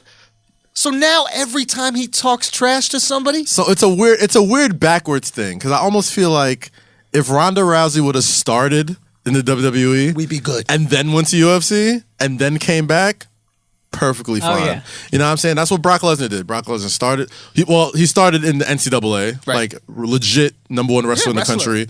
Went to WWE, did that. Went to the NFL. Almost made the fucking Vikings. I saw that. He was like the last cut on the Vikings. Never played football in his fucking life. Went to the UFC, dominates, loses. He has like a disease, like a blood something, like diverticulitis. I don't know, some shit. Yeah. But he was like, all right, I'll go back to WWE. Like, that's the show. It's like, I've seen you be the UFC heavyweight champion of the world. You can fuck up. I could count on my one hand how many matches Brock Lesnar has lost in the past 4 or 5 years. Fam, she's Milli Vanilli. He thought she was doing it, but it turns out she's not singing, dog. Here's the thing: they're gonna have her wrestle other women. They're gonna make her the female Brock Lesnar. Of course. You know what I mean? Can't wait to watch that. It's still gonna be a good deal. Women's wrestling is a thing now, right? Yes. Yeah. Ric Flair's daughter was like the champion for a bit. Yeah, she's the champion right now. There's two twins doing it. Yeah. Saw them on some show. I mean, the Bella twins and I forgot who's not hot enough, bro. All these people. You need to be hot if you're gonna be do something worse than the men. Do you know what I mean? Like, you need to make up for your lack of skill with attractiveness. Like, there's a reason why female volleyball... There's a lot of people that find Ronda Rousey attractive. No, I'm not one of them. No. But there's a reason why female volleyball players got their fucking ass cheeks showing the whole time. Shorts. Because why would I watch shittier volleyball? Oh, you're going to show me titties and ass? There's going to be some Venezuelan chicks with fucking cakes out there? I'm definitely not touching that. I'll watch that. No. But I'm not going to watch shittier volleyball if you don't give me another reason. This is true with every female sport. It's the reason why nobody watches WNBAs. They're not cute. If they were... Look at tennis. Female tennis stars are pretty attractive. They are. But, I mean... and they put them in little skirts. You see, Serena's a mom. She going to have her butt cheeks hanging out of the fucking thing? No. Let her wear some tights if she wants to. Did before, and it was great. But, no, I mean, like, she's coming in at a good time where, like... Women's wrestling isn't like the bathroom break like it used to be. Right now, like now it's like they got actual athletes, like female wrestlers. Like they've actually put together like good, compelling matches that are comparable to the men. Like there's still like maybe one to maybe every like 3 or 4 great men's match. You might see 1 or 2 great women's matches, but like before it used to be none. It used to be like a pillow fight or a lingerie fucking mud bowl match or bra and panties match and shit. Whatever. It used to be degrading. Whatever. I loved it. I was a teenager. It was fantastic. But like now she's coming in at a time where there's actual athletes that are competing like the men. And I think she'll do well. I think it's a good signing for the WWE. I think it gives their women's division some legitimacy to people who, if I got to convince somebody on women's wrestling, it's like, oh, Ronda Rousey, she's there. So it gives them like a certain type of legitimacy that I didn't have before. So from that point of view, it's a good look for the WWE. I'm not sure if it's a good look for her. Yeah, I just hope she's ready. Yeah. Yeah, I mean, she got to bring it with the personality, man. She really got. Yeah, she does, and that's what drew us in at first.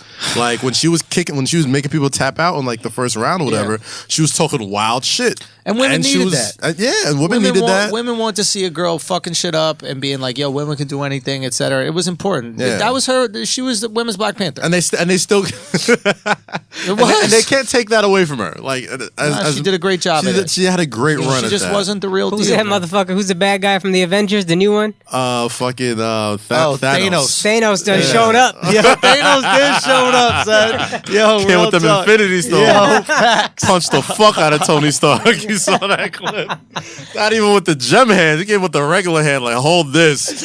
I was like, damn, Tony, it's a wrap. I'm not ready for Infinity War, dog. That's gonna be 2 movies, bro. I know. Spread it out. I'm not ready. They're all gonna die, dog. They're all gonna die. All your favorites. Right now. Black Panther's not dying. Black people, be alright. Y'all be alright. This is the one movie y'all gonna survive. Like Black Panther's not dying. That would be funny if they killed Black Panther first. So that should be hilarious.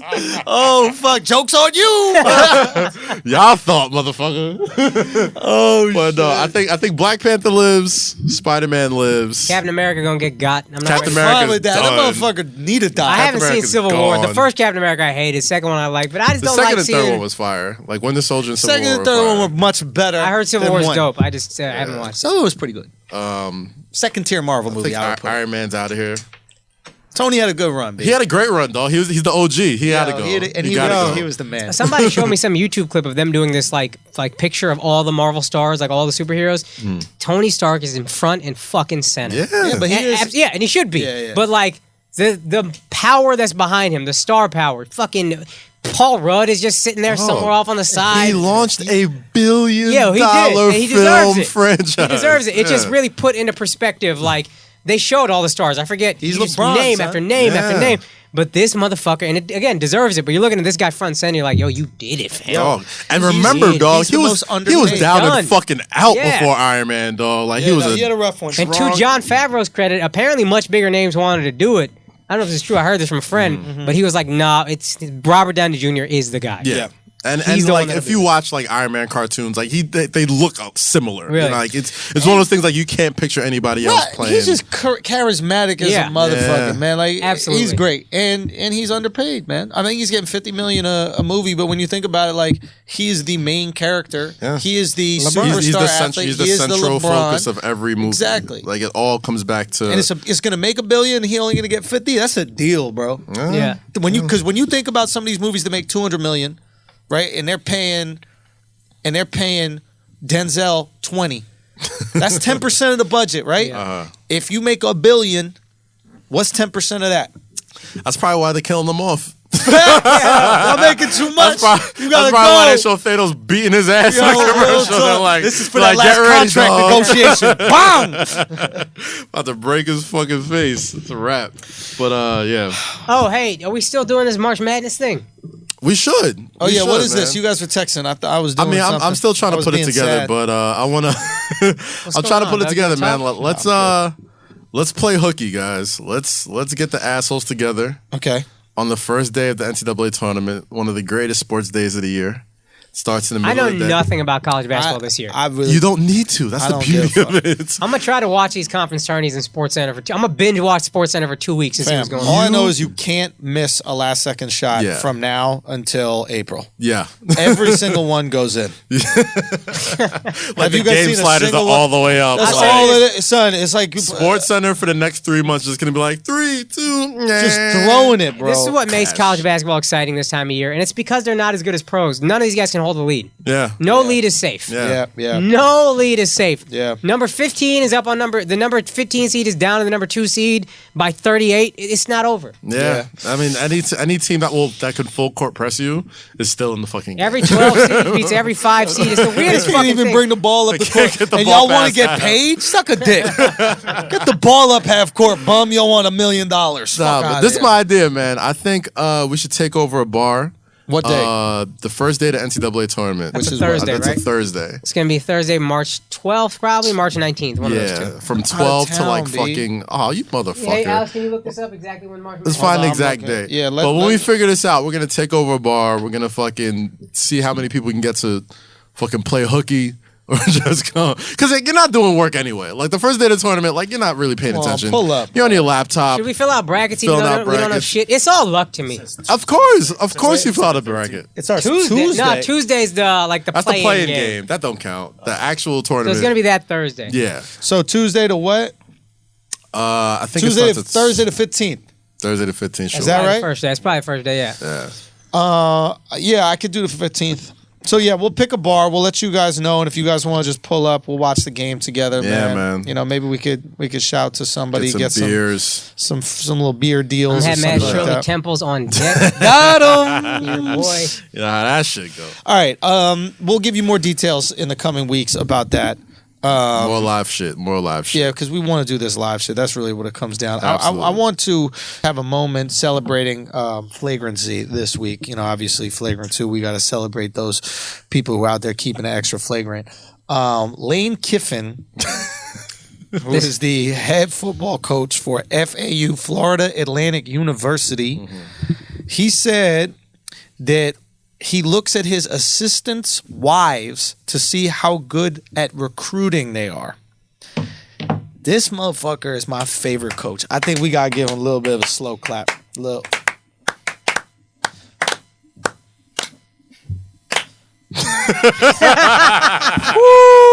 Y'all still listening or y'all tuned out during that? Lane Kiffin been a fucking savage. And I'll be honest with you, this makes perfect sense.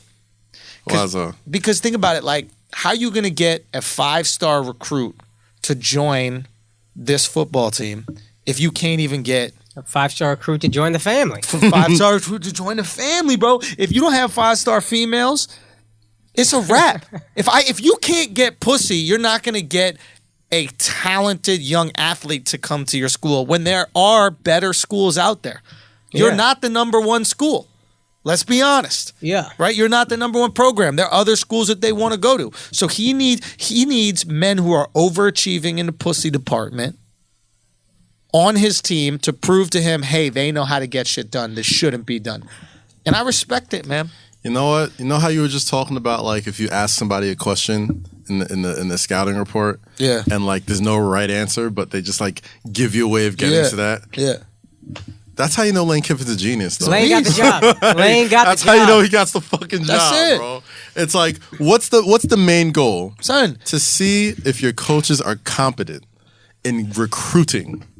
My man is the Donald Trump, LeVar Ball, whatever, of college football. Like, he just be out here. Look, Every year, Lane Kiffin is in some shit. I don't and know. we're all just like, oh, that's just Lane Kiffin. All I'm saying is, like, you could tell a lot about a dude based on his girl, man. It says a lot about you. It says a lot about your confidence, etc. You know, of course. And I quietly judge all my friends' girlfriends. Facts. If and I think I had a joke about this back in the day, but I forget. But like if your girlfriend's uglier than you, it's fucking sad, bro. Yeah. Like, dude, like it's really a bad thing. Like when you see, I forget exactly what the joke. It was something about like when I see that on the street, I hope you're related. Like, I hope you're not in a relationship. That's your cousin, right? There's no reason you'd be walking down the street with that ugly ass girl, right? But if a girl's with a guy that's uglier, we assume the best about the guy. We assume he's wealthy, he's successful, he's got something going on. If a guy is with a girl that's uglier, we assume he has a small dick or he has some kind of like, lack of confidence that puts him in a situation. But if a guy has a beautiful woman, I'm gonna justify it. I'm going to find a way to justify it. And that's who he's looking for. Yeah. He's looking for guys who are overachieving, man. I mean, for me, when I see a dude with a girl that is like completely out of his league, it kind of makes me think that the person is like good at whatever profession he's ever chosen in life. Yeah. You know what I mean? Because it's like, I just assume they're soccer players. And if I don't know who you are, if I see guys with like super hot chicks and I don't recognize them, I assume they're soccer players. Facts. And they're just like regular looking dudes. I mean, like, you know, most people that I see out of their league are like NBA guys. So it's like you see somebody like 6'8" walking around with like some these gorgeous looking wives joint. are always just like, really? They're okay. Not the ones I've seen. Like there's certain ones like maybe they're not married, but like that's their work. Right. You know what I mean? And of course, like you're an NBA player, so it's like the out of town work is usually better than what's at home because what's at home is it's for the family. You gotta be ugly enough to let you cheat. Exactly. She gotta be ugly enough to know like it ain't getting better than this. Ugly enough to let you cheat. Over? That's facts, bro. Look true. Again? I've been dating 2 pretty girls. That's the problem. Girls expect me to be faithful with their pretty asses. Oh, man. My homie said a funny thing. He said, I'm going to make a theory. He's like, no, you know what? Let's call it a postulate. He goes, if ever you see a girl walking down the street with her man and you think, how did he get her? The answer is that bitch is crazy and you want no part of that. This is facts. And bro, that shit stuck with me forever. It's the truest thing on earth. This is facts. They're all crazy. It's like the ugly ones is crazy. The hot ones are crazy. You might as well get a hot one. It helps you deal with the crazy. I was actually mad offended when Alex a few weeks ago was like, yo, Kaz, the girl, you got a hell of a roster, son. Like, why are you offended? I was offended because I'm like, dog, am I ugly, bro? Like, that's the best compliment in the world. The last thing you want is a guy to look at you and be like, yo, you deserve your girl. Yeah, that's legitimately that is insulting, son. Yo, whenever somebody says like, y'all are perfect together, I'd be like, perfect? Oh. I'm supposed to be getting over on this bitch. What you talking about perfect? I won the negotiation. Ain't no perfect.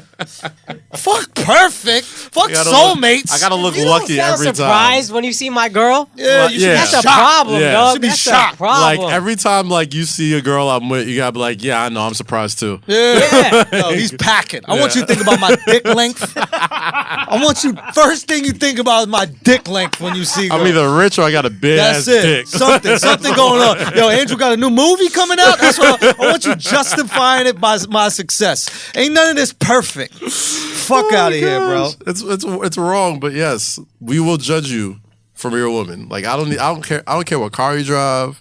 I don't care how much money you make. You tell your homie if you don't think her girl is cute, I won't. I'll hit her with the if you think she ugly, I'll hit her with the she cute. I'm not gonna say. Yo, she cute.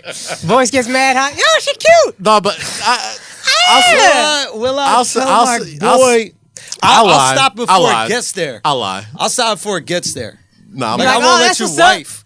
Nah. Like, it depends how he comes at me with it. Like, if he comes at me with it, like, yo, look at this girl I'm hooking up with. I'll be like, she all right. I don't know. She, like, hold on. I think I'll stop before it gets there, bro. But I'll also look at my boy and be like, he might be trash. Yeah. You know what I mean? So it depends where I see him. That's true. Like some of my friends are true. Exactly. Yeah. I'll rate my boy and be like, nah, this is good for you. That's what you need. Or you can maybe this will set you on a right path in life because I know the shitty person you were going up to this. That's what I'm saying. I don't know. Like if she's bad, like it doesn't even have to be like we don't like what's understood doesn't even have to be explained. It's visceral. Like we'll just both look at each other like yeah. Well, that's a girl. Like this how you know. This how you know that she's bad. Your boy won't share the nudes. You know what I mean? That's how you know you got a bad one. If you're like, yo, send the nudes, and your boy's like, yo, chill, son. I actually kind of like this one a little bit. Then you're like, yo, you better send them fucking nudes. You better put some little hearts over the nipples or some shit. Make that Instagram ready. Nah, you can't share the nudes of wifey though. That's not. That's all I'm saying. That's how much he cares about her. That's what I'm saying. He likes her so much he could see it potentially be wifey. But if if we're just fun, that shit is hitting the group chat. Oh, absolutely. Just keep your face out of it. I keep the face out of it. Really? Yeah, I keep the face out of it. You gotta keep the face out of it. It depends. Like I'll look. I'm keeping 100. It depends. If I know that there's no future with this girl, it's just fun, whatever, like that. Hey man, check this out. I won't put it in a group chat, but you can look at it on my phone. Yeah, exactly. I'm not gonna put her shit out there in the world. That's corny. First off, you don't ever send. Come on, son. Someone else's nudes. Come on, son. Like if you here with me, and I just put up.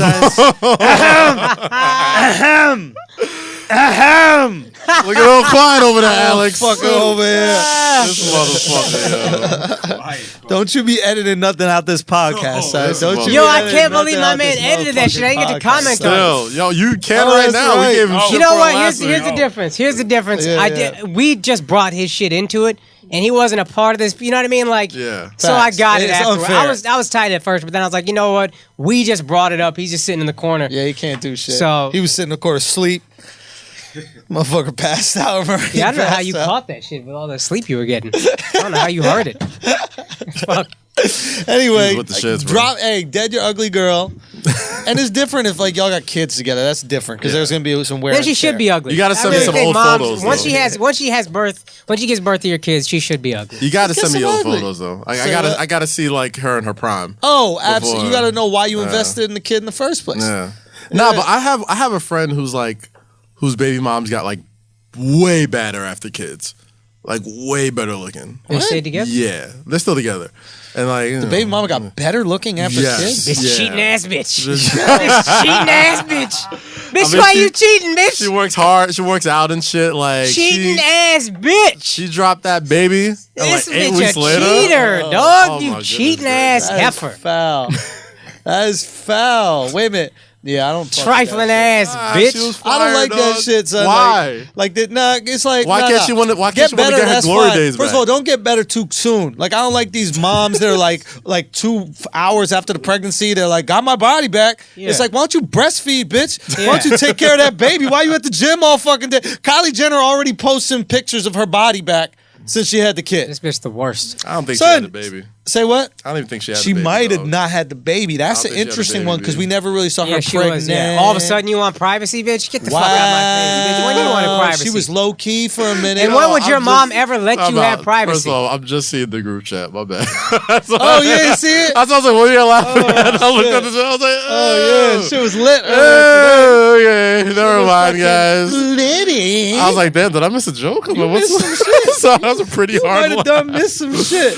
Do you, Alex? Do you, motherfucker? Man. Hey, listen, fellas, I want you to remember, assholes out here keeping it tight. Just remember, there's no such thing as a girl that's too good for you. Facts. All right? I never felt that way in my goddamn life. I never felt. Hey, if there's one dude out there, I felt that way a lot. Listen, dog,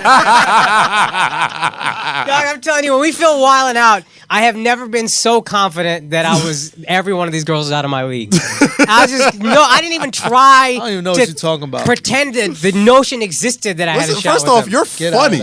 You guys are funny. You guys are stand-up comedians. Funny, no woman is ever out of your league. Colored eyes. Word. You mad pretty and shit? Come on. I am not pretty, dog. You can't be calling the man pretty. You gotta talk about specific things on his body. You gotta act like you're at the combine. You can't be like, this guy is a marvel. He is majestic. Look at him. You gotta be like, great biceps. I like the way you curled that up. Nah, man. Listen, some dudes are just gorgeous. Michael B. Jordan. Nah, Mike. Yeah, but look, there's one thing that you're a little bit short. That's one thing that fucks problem, you up. Dog. All dudes just get bitches. I did not know this. Hey, son. Listen. Hey, it is what it is, dog. It's crazy. I'm gonna need your bitch. I'm gonna need your bitch. Bring it I'm gonna way. need your bitch. Need all y'all's bitches. I'm the lobster over here. Nah, but for real, height is a game changer. Yeah. But it doesn't mean that you can't overcome it. Yeah. Success, all that shit can overcome it. Sure, look at Kevin Hart. Kevin Hart out here balling, he could get whatever. This girl's like 6'1". Facts. Bad. Right? And you prettier than Kevin. Facts. You ain't prettier than Kevin. I am prettier than Kevin. Pretty ass motherfucker. little pretty ass motherfucker over there. Lucky you on that side of the table. This just got so gay, man. Yo, you started it, son. I did start it. You can't start the white boy. I want to give him a compliment, goddammit. He was like, oh, I just realized like what white people's M word is. It's gay jokes, bro. That's really what it is. We're the only ones that could do it. Like, and so it's Black really people get real uncomfortable. Black people be mad. Yo, what are you saying, dog? Relax, dog. But white people, we can say that shit, bro. You know what's a funny Kevin Hart story though? I saw him at New York Comedy Club. He's doing a set. Right. Just running jokes. This is like 6 months ago. He's still the most famous motherfucker on earth. Yeah. His wife is standing next to me. She's gorgeous. Sitting next to me. Talking to her friend. Kev gets off stage. The most famous person in the world. And he walks over to me and his wife. Obviously, he's talking to his wife. Yeah. He's like, what'd you guys think of you're on your phone. Great. You're on your phone. And to see that happen to the most famous dude in the world was so like, I felt so... It's not just me. It's such a relief. It's not just me. No matter who the fuck you are, your girl don't give a fuck at a certain point. Just whatever, dog. Be famous. Maybe I'm talking if she would have given a fuck, he wouldn't be getting his dick sucked by Cubanas on the airplane. Get off your phone, shorty. Allegedly. Allegedly. True that. Men don't cheat, son. Black men don't cheat. All men don't cheat. Right. All men. Right. Whatever they said. All men. We all in this together, bro. We in this together. Nah, but shoot your shot, man. Always shoot out of your range. Pull up from Steph Curry range at all times. Steph Curry, go for. There's no reason go for not broke, to. Dog. I've been getting turned down my whole life, son. Tippy toe. It's like yo, just got a tippy toe. Son, I'm about to talk about it. That's a different story. You keep bringing up them side jokes. Shit! We're gonna make it a topic. I think we spoke about. We left that one in there. Yeah, when Alex was on the fucking step trying to act taller than he was. Motherfucker had one foot on the step, bro. All I'm saying is shoot your shit, and ladies, shoot your shot too, man. Ain't gonna work, but you might as well shoot your shot. Do you, bro? Ladies, shoot it. I know we got some lady assholes out here. Go for gold. I ain't gonna front, man. Come on. Like, we've been getting like, do you guys ever like peruse through like the Flagrant 2 hashtag on Twitter? Nah, not Twitter because I'm off Twitter. But talk to me. I mean, like the lady assholes are like, they're like out there now. Like, I wouldn't say I would stop short of using the groupie word. It's not groupies. It's definitely not groupies. Right. But we definitely have... They're supporting. Must not see how pretty I am. They definitely support us on a physical level. Know we have, bro, it's because of my lips. Know it's groupies. If That's y'all had lips like me, if y'all had lips like me, where's my close-up? That's If y'all had lips like me, all right. That's when you're gonna know their groupie status. When the girls are like, Andrew do got nice lips, or Kosh ain't that short. That's when you know it's groupie status. Put my lips into your height category. Oh, it's in happening. there, fam. It's happening. The only difference is acceptance of the flaw. First of all, ain't no flaw. This is how lips supposed to look. Okay, Nah, bro. this is how lips supposed to look. She don't even look like lips. That look like lip. Your lips just start because of your beard. My lips look delicious. Your man. beard Stop gives you it. fake lips. It's Stop illusion. it. It's all illusion. If you take away the beard, you don't even have lips. That's I just got skin. bangers, dog. Nah. My shit's It's just because bangers. your teeth so big. You need some shit to cover your teeth. Exactly. If not, you have that shit just out there Think like about how big my hippopotamus. lips are that they cover these teeth. Just No, but it's yeah. cheating. It's cheating. Oh my gosh. It's If cheating, it means bro. anything, I think you're both beautiful. Yo. If it means anything, it's any solace. All I'm trying to say is shoot your shot, ladies. Be great. Go out there, do what you need to do, fellas. Go out there, do what you need to do. Fuck rejection. Let's get rejected. I wanted to get rejected The curve today. builds character, like I always say. It really does build character. curve I builds pussied out, but there's Nah, this you said that fine illest ass shit to me one time before I met my girl. Yeah. I was tripping over another girl who's whack. This is when I didn't get to finish this before I brought this up. What I say, sexually assault her? No, no, glad you didn't say you wouldn't say that on the podcast. That would be a text message. Anyway, but you said to me, I'm going to tell you something. The moment you are immune to rejection, you are unstoppable. Yeah. You are invincible. You're a superhero. It's true, man. The only thing stopping us is the fucking depression we get from being rejected. And once you're immune to that in anything, you are unstoppable. Fucking so true. And that's I a gotta bar, live by dog, shit, that I man. have not forgotten. It's true, man. That's true facts. Yeah, we got to do it, man. We got to go out there and get rejected. I need to That's practice the only that thing more. that men have to deal with. Like, Is rejection. Men have to deal with rejection way more than women. You know what I mean? Facts. Way more than women. Like, I mean, women reject themselves. Yeah. Like they'll look at themselves in the mirror and think they're ugly. They think they're not all this. We don't really notice like, those things as much. I need surgery in this. Exactly. And I got to wear makeup for that and yada, yada, yada. Like, they're already like in their own heads about not like feeling women out there adequate. doing lip injections. Like, I ain't mean that. Let me tell you something. Where's my close up? Where's my close these up? eyelashes, bro? Hey, okay, look at you. You see these dog. eyelashes, I bro? This is a beautiful, see man. you with it, This bro. is a beautiful. Okay. Every girl I've ever dated has been like immensely jealous of my eyelashes. That's the one It's so thing. funny. They're like, why are your eyelashes so long? It's so pretty. I'm And what like, about eyebrows? You know, man. eyebrows frame the face. You know what I mean? Motherfuckers are asking me how my face so goddamn pretty. Maybe because of frame beautiful. I'm just looking right down the barrel. Nice We just going right down the barrel for this. What's up? What's up? Let me move the mic so you can see my lips. What's up? All right then. Okay.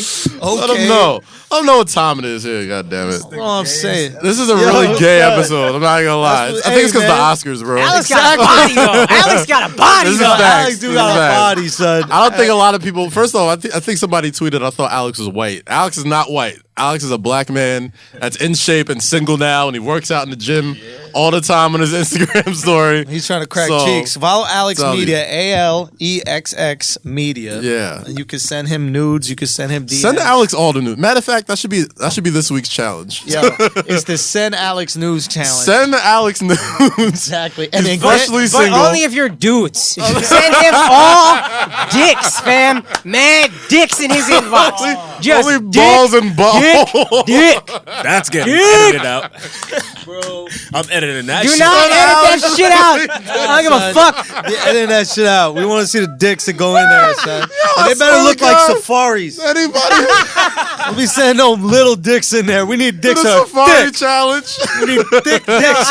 Oh my god. Dicks that look like they go with my lips. Hey.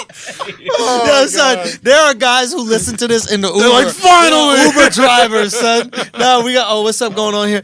We got. I unplugged it. No, I unplugged it. It was good. Oh, we got. There are guys that drive around, and they Uber with this in the car, and they say like.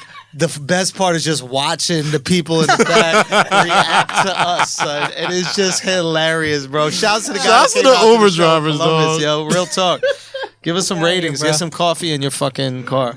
We out here, bro. No Huh. sponsors. I don't think we talked about any NBA today. Yo, okay, we could salute one other bit of flagrancy. James Harden?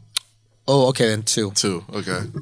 Jimmy Buckets. Jimmy Oh, yeah. Butler. Jimmy Buckets, man. That's the dude. Grown ass man. That's how Drake should act. Jimmy Buckets. Butler. That's how I like my rappers to act. You don't want no smoke. Bro, Fucking Jimmy sing it in a Butler. melodic voice. My man tweeted that shit for real. First Yo. off, he hasn't tweeted. The beauty of it Yo. is that he hasn't used his Twitter account in 2 years. He opened up his Twitter account just for the smoke with Jay Crowder. He's already injured. First, talk shit about Rubio. The Rubio tweet He's like, was yeah, really funny. stay over there. No, he goes, have you sort of, okay, just to set this up. So basically what happened is the Timberwolves are playing the Jazz. Rubio locked Jeff, what's his name? Teague? Teague, yeah, locked Jeff Teague's ass the fuck up. Teague missed a shot. Rubio's on kind of like pushing the ball up, and then Teague just pushes his ass out of bounds.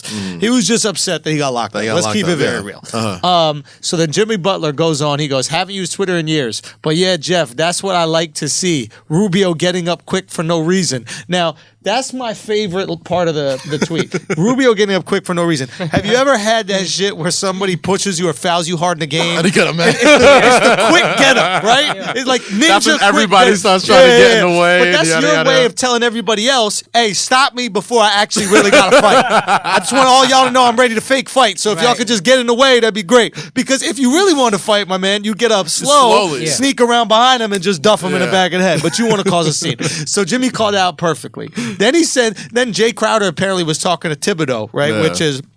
Which is Butler's coach, and he goes, Jay, get away from my coach. You don't want no smoke neither. Okay? That part that a lot of people didn't really catch when they were reporting this. They were teammates at Marquette. In college, yeah. They were teammates at Marquette. So Jay Crowder's response was, I don't Twitter beef. I'll leave that to you, but you got my phone number and know my home address. If the rest can be history. The rest can be history. Devil emoji. The last sentence sounds gay as fuck. Yeah. You got my phone number, know my home address. The rest can be history. Devil horn, devil horn. Listen, those last two emojis were crucial because if they were like hard eyes or something, they could have been taken a completely different way. Like purple pickle, whatever the fuck is eggplant emoji. That's a Quavo thing. Quavo called it a purple pickle. What? I'm like, all right, I'm gonna stop calling it an eggplant now because purple pickle sounded more funnier. Oh, so I thought you really didn't know what an eggplant was, son. I was like, what? How Staten Island are you? They ain't got vegetables Nah, out this there? gentrified cats. Gentrified cats be knowing. You know what about? Go to Whole Foods. Let me get a pound of purple pickles. Purple pickles. All right, so real quick with Jimmy Butler. First of all, Jimmy Butler defending his his coach is crazy. I think Jimmy Butler got Stockholm syndrome because his coach is the reason why he's injured in the first place. That's what I was thinking. Right? Like, if anything, you should want Jay Crowder, your ex-teammate in college, to knock Thibodeau out for taking away your knees. But he's like a battered wife. He's like a battered housewife. You know, like you still love the husband is beating you up or some shit like that. So you gotta defend him and shit. So he's defending Tibbs, even though Tibbs is the sole responsibility while your knee gave out. You injured your knee on a non-contact play. That is the coach's fault. Am I wrong? You sat down the All-Star game because you were tired and you needed that second half of the season to be rested. Come on, son. Because y'all were getting pushed so hard the first half of the season. Playing 43 minutes a game and shit. On, He's so dope, though. Jay really trying to help you out. I mean, he's dope. Don't get me wrong. I love the attitude, but Jay was trying to help you out. Jay was trying to, It's like Jimmy Butler's my man. It's like, y'all got him running on fumes and shit and tearing the ligaments or whatever. I don't know if there's 64, so maybe we can't do it, but like a March Madness style bracket of who the Flagrant fans think would win in fights. NBA fights. Just NBA or all sports? We could, all sports. I think football got and boxing and all that. Yeah. So we should probably stick to one sport. Let's probably stick to basketball. NBA fights. But 64 a lot, no? That's what 64 might be less. 16? Maybe do 16 or 32. Love it. Sweet 16. Keep that same energy bracket. Keep that same energy. Like whoever wins is most likely to have the same energy. I'll tell you who might get a high seed and lose early is Kevin Durant. Facts. My man say talking about too many fake thugs in the NBA. All you ever do is chirp and get in faces. I never seen you shove nobody. And then what does the winner? What does the winner get? What does the winner get? You get to send more dick pics to Alex. We'll figure. You know what? We'll send you a fucking. He will forward you all his dick pics. I'll pay for your Flagrant T-shirt, Flagrant 2 T-shirt. Some merch. Good. We got some merch. Send you some merch. We're gonna set that up. We're gonna set this live show John up. Yeah. Or no, this live watch the March Madness shit. Yeah. Just pull up. Just play hooky, man. You ain't gonna be doing no work that Thursday anyway. Come to our spot. Well, I'll send the info out real soon, and we'll just fucking drink and watch games and talk shit. It'll be a fun time. Yeah, we'll just pretend like we know the players on the team. Nah, we don't know shit, and you don't know it either. And you're not watching it for that anyway. You don't know. You don't know the point guard from Liberty University. Like, you don't give a fuck, though. That is true. Nobody gives a fuck. Maybe like 5 college players tops, and you just root for your school or schools that you know somebody that went to. Whatever, makes sense. But we'll make it happen, man. Anything else? I wanted to just say thank you to everybody who came out to my shows in Columbus, in Ohio. All the Flagrant 2 fans out there. A lot of assholes out there keeping it tight, and I appreciate you so much, man. I did 6 shows out there. I think we had a total of 1,600 people come out, so that was incredible, man. Yeah, I couldn't believe that I had that kind of just support out there in Columbus, Ohio. I'm going to be in Miami this weekend, Friday and Saturday at the Comedy Inn. Some tickets still available for that. And then I'm going to be in Austin, Texas, one night only for South by Southwest Film Festival. And I'm going to do a show at the Cap City Comedy Club. Some tickets still available for that. Make sure you get that. That's going to be the 13th. And then I'm going to be in Toledo, Ohio, later in March at I think it's a Funny Bone out there as well, man. So make sure you check that out. If you got some family in Ohio that live in the Toledo area and you're from Columbus, let them know I'm pulling up, man. Yes, sir. And then more dates are available at theandrewschultz.com. You can get the rest of my tour dates. More dates to come. We can get some European dates out there. Oh, and also I got a Canadian date. My first theater that I'm doing on the tour is going to be the Royal Cinema in Toronto, and that's going to be on the 15th of April, so make sure you get tickets for that. That was moving real quick. Nice. So there's the dates right there. Oh, thank you, Alex. Yes, I appreciate that. We should finish by talking about that James Harden crossover. But continue. Same thing as before. Caroline's March 30th. 2 shows. It's a Friday. I think you got that Friday off too. I think it's Good Friday. So come through to Caroline's, 2 shows, 7:30 and 10. The ABDC comedy show. It's myself and a few other South Asian comedians. What's the date? Got some special guests. March 30th. So come through. That's a Friday. You got time. Nice. I'm in town. I'm pulling up. I'm pulling up too, dude. I'm pulling up to support. April 21st, Atlanta, Georgia. Duce Palooza comes to the Masquerade from 4 to 9. 21 and over. Get your tickets at DucePalooza.com. And we come back home to New York City, May 19th at the Hammerstein Ballroom. Let's sell that bitch out. Oh, shit. Yo, I'm coming through. Yes, please come through. Assholes coming through tight. Yo. And then, it's our first time doing Hammerstein Ballroom. We did Terminal 5 in December. And it's a venue I've always wanted to do. So I'm as a big wrestling fan, it's a big deal to me to go there at the Manhattan Center. So I cannot explain how dope this fucking party is. Wait, what day is it? Friday? May 19th? It's a Saturday. Oh, it's a Saturday. Yeah. And what's so funny is that only a few hours later, Hillsong will be having their church run that exact same venue. All right, so get all your sinning out. You can just stay there the whole day. Real talk. As soon as it's done, just fall asleep, wake up, and you'll be right in church. Catholic, and then you they ask got a for confession forgiveness. booth. Yep. Sin, no, it's Christian, but sin your ass off at Duce Palooza, fall asleep, pass out, stay there for Hillsong, and get reborn. What is it? Get sanctified. Sanctified or some shit. I don't know enough about. Whatever. Yeah, big up to God and Jesus and all Duce. that. Any other dates? Those are the next 2 dates. No more dates as of yet, but we'll be announcing some soon. All right, so let's talk about the most overhyped crossover in the history of crossover. That shit was not. Was it overhyped? It was adorable. It was cute. It was cute. I wasn't a He business looked- guy. I know. He looked down at him. Sucked his teeth probably. Like, ooh, you over there? You look all at the his way shoulder. over there? Look at Look at you. Let me shoot this before you get Even up. Wesley Johnson had to smile at it because it was so cute. He was like, He's like, that was a good look. spun the ball and shit. I thought it was great. I thought it was fun, man. I thought it was nice and disrespectful. And it kind of sucks because it happened like literally hours after we told you guys to leave a bunch of finger manicure emojis under his picture. We're still doing that, by and the they're way. still doing it, which is great. It's like, you heard your cute ass game and shit. And the beautiful thing about this is, like with all James Harden highlights, it was immediately upstaged 24 hours later by LeBron James when he went behind his back, split a double team, went through Tristan Thompson's legs, got the bump and the and one, which to me, fucking believable. if he means to do it or not, still way more impressive. It's more impressive that he didn't mean to do that, to me.